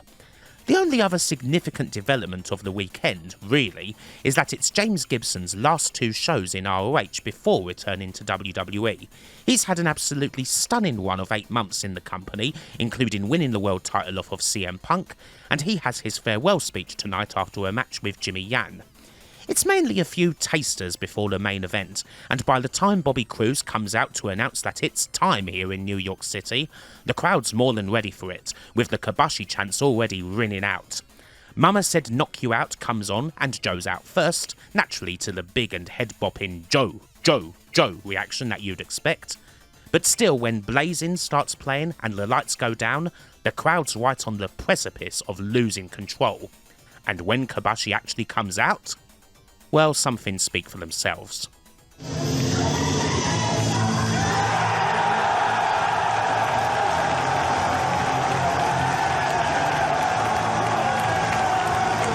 We've not even rang the bell, and this is already one of the most beautiful moments in all of pro wrestling. Let's not forget who this guy is. This is Kenta Kobashi, headliner at the Budokan many times over, a main eventer at the Tokyo Dome in front of 58,000 people. And this ear-shattering war from the 800 in NYC's Grand Ballroom is enough to clearly take him aback. Yeah, they sure did know who he was alright. It shocks Kobashi enough to raise his arms jobber style, like he's Special Delivery Jones or something. This is just a treasure, really. I could watch this entrance over and over for the sheer wave of love that hits Kobashi as he steps through the curtain. Just amazing. It continues all the way through into the introductions, which will, of course, feature lots of streamers. Streamers themselves were pretty common for ROH main events, as well as toilet paper if your name's the late great Jimmy Rave, but it's certainly something else to make Kobashi feel at home. The match itself will not have any commentary. Frankly, with a crowd that's this electric, the match doesn't need any. So, as the traditional code of honour is followed, let's break it down. Most of the matches we've seen so far have admittedly been little more than exhibitions.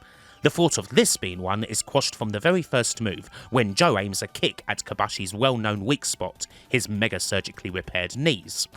These shots are then followed by a big slap from Joe to Kobashi on a rope break, and the big "oh" from the crowd is enough to signify that this is going to be a serious fight. We get a face-to-face, shove-in, some chops, and the first majorly impactful move. Joe takes Kobashi over and follows with a big shoulder charge. Kobashi retreats to the outside and Joe hits a baseball slide, followed up with his awesome elbow suicida. The fight is most definitely on, and the message from Joe is clear. This is his house. Back in the ring, Joe hits an elbow and works Kobashi over with a chin lock, but then he also locks in a stretch plum. A nice little nod to Kawada there, but Kobashi quickly makes the ropes. Joe then tries to take Kobashi at his own game with chops in the corner, and that's when Kobashi gets that look on his face. The one that's best described as, "This hurts, but also fuck you." Kobashi's chops and Joe's kicks absolutely echo through the ballroom, and it's Joe's kicks that get the advantage after he nails a gunmangiri. The chests of both guys are reddening fast as Joe continues the dangerous K-roll. He uses Kawada kicks, but Kobashi is up, shouting and responding with rapid chops. The look on Joe's face says that even if he may have seen this thousands of times on video, it's another thing entirely in person. Joe gets Kobashi down again after some nasty Takayama-esque knees, but he's got to go to his knees himself. All this and we're only 5 minutes in. Any "this is awesome" chants are very much justified.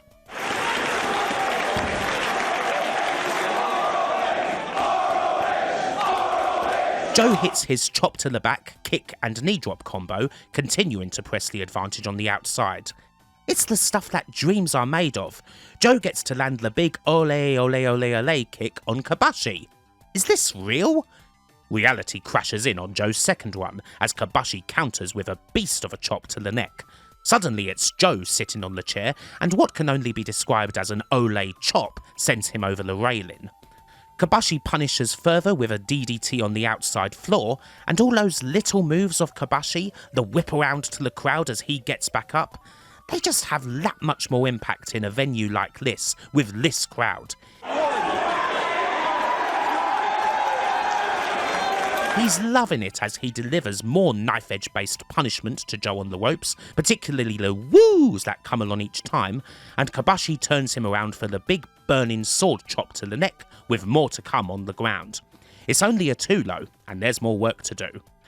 Kobashi attempts to go for a brainbuster, but Joe is able to reverse for a suplex of his own, Bret Hart style. The chops and kicks continue to be meted out, and this time we explode into a pure chop battle. We're a couple of months removed from Kobashi and Kensuke Sasaki's greatest chop battle of all time at Noah's Destiny show, but these strikes and this crowd could probably be heard all the way over in the Big Egg. As Kobashi wins the battle with a final massive chop, his handprint is already very much visible on Joe's chest. You certainly get a good look at it when Kobashi locks in an abdominal stretch. That's gonna sting for a while. Kobashi continues to strike down with furious anger, resulting in another near fall, and now he's trying to twist Joe's head off with a face lock. Shades of Misawa, perhaps? Nasty 12-6 chop right to the top of the head as Kobashi continues the advantage and hits the rapid fire chops to the neck, but Joe counters the discus chop follow-up with an STO to finally claw something back. A senton, and suddenly it's Kobashi in the corner, with Joe hitting the chop and punch combo. Another legend referenced, this time Genichiro Tenryu. Joe's getting back in there, and this already feels so epic. All this action, and we're only just getting to around 15 minutes in.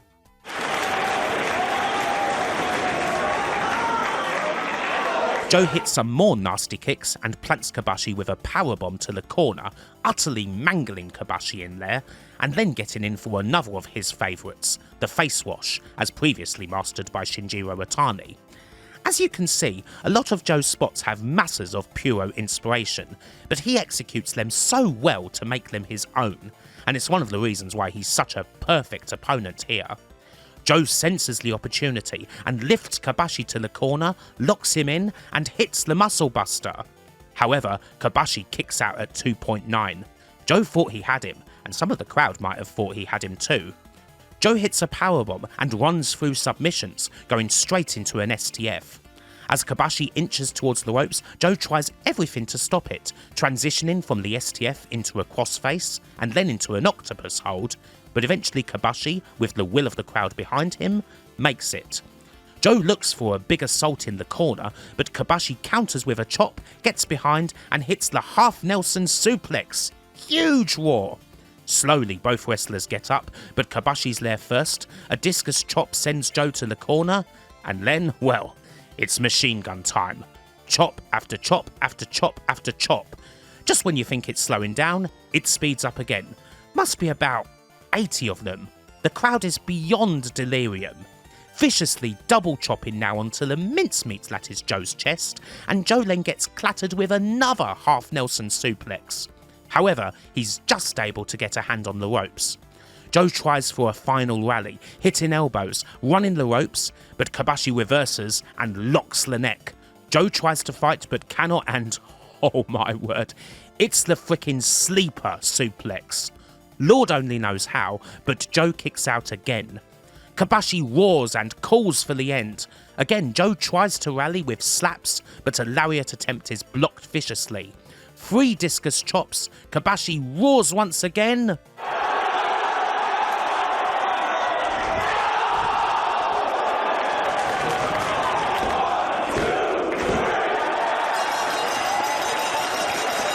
Kenta Kobashi defeats Samoa Joe in 23 minutes 42 following his finishing lariat. Jay Lethal comes in to give Joe the appropriate assistance as the chants for Kobashi roll around the arena, and eventually, with Joe up, we get the handshake and the embrace. It's one hell of a moment, and Kobashi acknowledges the crowd, bowing to them all as they chant arigato at him.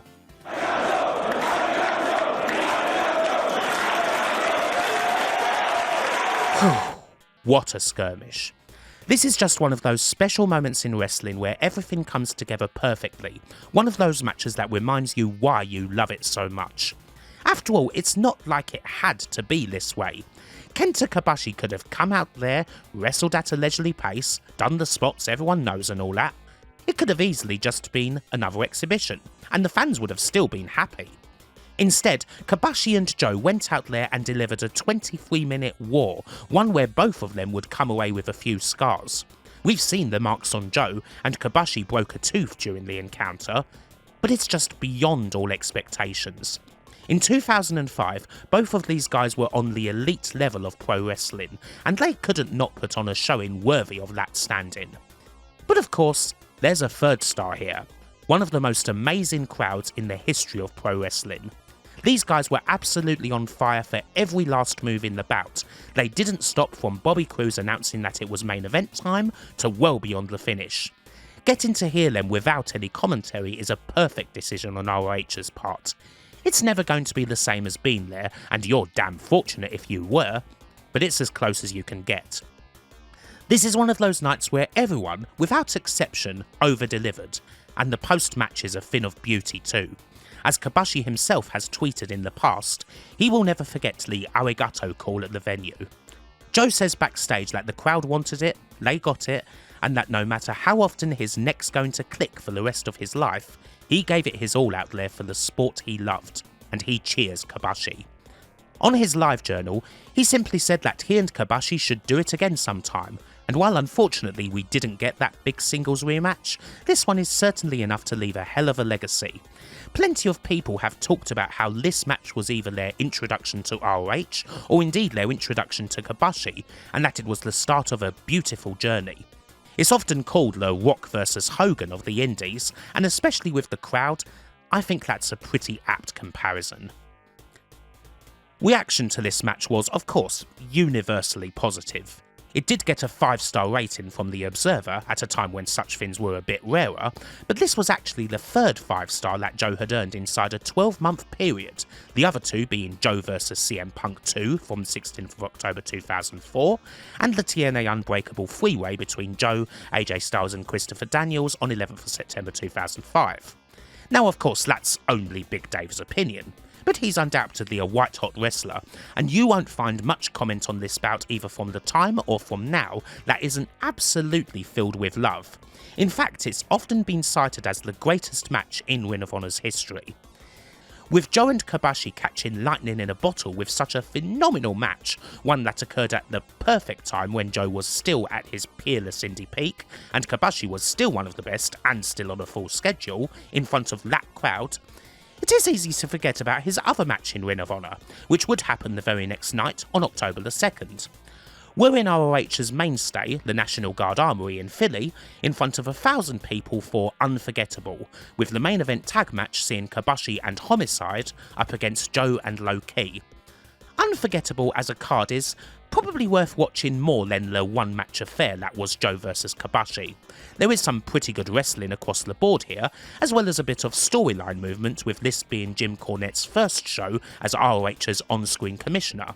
There's more on how that would play out in my ROH vs CZW series, which you can find on my Patreon. Indeed, the tag match might not actually be the best match on this night. It has very stiff competition from James Gibson's final match in the company, a stunning 30-minute war where he ends up going out on his back and passing the mantle over to the Messiah of the Backbreaker, Roderick Strong. Still, based on the previous night's show and that frickin' match, you should probably expect that this tag bout is going to deliver the goods. The match itself has some other intrigue along with Kobashi being in the ring. Obviously you've got the rare sight of Samoa Joe and Low Ki teaming up, but then there's Low Ki facing Homicide. Seeing as they're stablemates in the Rottweilers, this is the first time they faced each other in an ROH win. As for Joe and Homicide, well, they had their own pretty heated rivalry back when Joe was the champ, so there's no love lost there. This tag match isn't quite as essential a watch as the singles bout, but it's still a damn good one, the sort of thing that'd happily work just as well on a Noah card. Naturally, Joe and Kobashi are going to go at it some more, and while there's certainly the respect between the two, they're also still going to take more lumps out of each other with chops and kicks. Homicide, who does come into this match a little banged up on his shoulder, spends a fair bit of time taking punishment. Naturally, the notorious 187 does a pretty good job of selling it. The interactions between Kobashi and Low Ki are certainly intriguing. Obviously you've got the big size difference here, and while Low Ki is still able to do some damage with his kicks, of course he's going to be the one who takes things like the big chop over the railings this time. Still, we also get to see him do things like the Rewind Wizard on Kobashi, along with a nice hand in armbar. There is a bit more focus here on trying to work Kobashi's right arm and stopping that chop from being such a lethal weapon, and this leads on to Joe getting pretty close to a lethal cross-arm breaker at one point. We also get some callbacks to last night's match. Once again, Kobashi hits some nasty discus chops on Joe and goes for the same lariat that finished him off previously, but this time Joe counters with a snap power slam. Still, even though Kobashi takes his own punishment, we do eventually get the big rally. Both Joe and Ki eat some nasty half Nelson suplexes, and Joe once again takes the goddamn sleeper suplex. Ki, somewhat ballsily, tries to go for the Ki Crusher on Kobashi, but despite being unable to lift him, he dodges a discus chop and hits a John Woo. From here he once again tries to get a submission with a flying armbar, but Homicide rushes in for a Koji cutter to break it up. That looked pretty sick. It's around here that we lead up to the finish. Joe lifts Homicide up for Ki to hit his springboard tidal wave kick, but Homicide dodges and Ki nails Joe. It's at this point where Homicide manages to take Joe outside the ring with his magnificent rapid tope con hilo, leaving Kobashi and Ki alone. Kobashi hits the bridging powerbomb, but Ki kicks out. The difference in size allows for one pretty special move. Kobashi's able to break out the rarely used Orange Crush, something he can't really hit on other folks of his size. However, Joe just breaks up the pin. Homicide takes him out once more on the outside, and Kobashi once again looks to finish. A vicious short lariat is enough to take Low Ki's head off and get this match done in a really entertaining 27 minutes 36. An excellent main event to round off Kenta Kobashi's second and final appearance, complete with more respect, Joe getting on the mic to thank Kobashi profusely, and lots more arigatos from the crowd. All lovely stuff. There's no question whatsoever that this weekend was, in every possible way, a total triumph.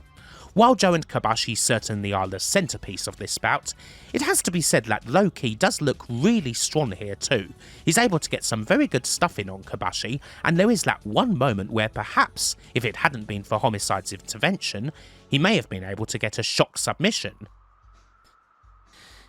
Now, before we get to the finish, we do have a couple of other little matches from Kenta Kobashi's excursion to look at. We ought to do them here because, well, when else will we get the chance? These two matches take us back to Europe, and once again it's a British show under the FWA banner and shown on TWC that'll see another big name come along for the ride, followed by a trip to Germany and WXW. On the 12th of November 2005, the main event of FWA's Universal Uproar show at the Coventry Skydome, another show packed full of big-name talent including Mick Foley, saw the team of Kenta Kobashi and Go Shiozaki take on Doug Williams and Jun Akiyama. And yes, this is Jun Akiyama's first appearance outside of Japan. So we have two elite level guys with an incredibly storied rivalry playing out another chapter of the contest in Coventry, of all places, one of Noah's very hottest prospects in the shape of Shiozaki, and Williams, one of Britain's best at the time and also a Noah regular. And I tell you what, this match is absolutely great. It's certainly no exhibition. These teams come together for a pretty epic 30+ minute bout in front of another very hot crowd. It is kind of an odd match in many ways. It certainly feels like, at least for the first half, that Kobashi and Shiozaki are actually working heel. They're the ones getting the heat on Akiyama and Williams. We get a lot of double teams, even some referee distraction. I mean, it doesn't matter too much because the crowd are going to chant for Kobashi no matter what, but it feels like they are trying to be a bit heelish. We even get a bit of brawling on the outside, including a DDT for Shiozaki on the floor, and some very dramatic near falls as we get to the finish. We get to a stage where Kobashi and Akiyama have basically cancelled each other out, worn out to the point where they're just trying to prevent the other from getting in the ring as Williams and Shiozaki play out the finale. And after a series of big moves and reversals, it's the Anarchist who ends up getting the win following the Chaos Theory in a brilliant 31 minutes 12. An absolutely awesome match that may well even be better than the ROH tag bout, and it's a shame that it's quite obscure nowadays. Still, it is available on YouTube, and it's a definite hidden gem. Unfortunately, the show wasn't a financial success, mainly due to the cost of bringing all sorts of foreign talents in, as well as a load of TNA guys getting pulled at the last minute because TNA were worried that they wouldn't get home in time for the following night's Genesis pay-per-view. Finally, the 13th of November takes us to Essen in Germany, with Kenta Kobashi main eventing a WXW show against Arez. We only get around half the match on the upload I have available, but Arez does play a bit more of a cowardly heel, trying to sneak the advantage on Kobashi by cheap-shotting him on a handshake and the like. The coverage here mainly focuses on Kobashi's offence, which is what you would expect by this stage. A lot of chops, a few nasty suplexes and the like. Unsurprisingly, Kobashi prevails. A burning lariat is enough to bring Arez down in 17 minutes 44, of which around 9 minutes were shown, and that brings the curtain down on Kenta Kobashi's foreign excursion. Both of these matches are worth watching, with the tag being particularly excellent, although I get the feeling that events in wrestling on this weekend may have, sadly, overshadowed them a little. This is after all a weekend in which Eddie Guerrero passed. And with that, we're about at the end of this video. The immediate legacy of this foreign excursion, particularly when it came to Ring of Honor, was the formation of a very important bond between ROH and Pro Wrestling Noah, one that would bear a lot of fruit over the next couple of years. 2006 would see Kenta coming over for his absolutely brilliant one in the company. That would be followed in 2007 by Takeshi Morishima's one, where he won the ROH title. Plus we'd have a good few appearances from the likes of Go Shiozaki, Naomichi Marufuji, and indeed Mitsuharu Misawa, who'd defend the GHC heavyweight title against Kenta in an ROH win in November 2007. On the other side, you had ROH guys heading into Noah. Samoa Joe would end up having a GHC title bout against Misawa in 2007, and you'd have pretty regular appearances for awesome talents like Bryan Danielson, Nigel McGuinness, the Brisco brothers, Chris Hero, Claudio Castagnoli. There'd be a lot of great wrestling coming from these appearances. When indie wrestling in the US started to get more and more attention in the early noughties, thanks to ROH and their ilk, big appearances from Puro talents were often more like exhibitions, as I've said. But Joe vs Kobashi in particular was a game changer. After such a strong match where everyone benefited so much from the outcome, those appearances now had to actually matter. And in the end, we got a hell of a lot of fantastic wrestling for that change. It was a marvel back then to watch it happening, and it's still a joy to look back on today. Hopefully you've enjoyed this video, and until the next time, bye for now.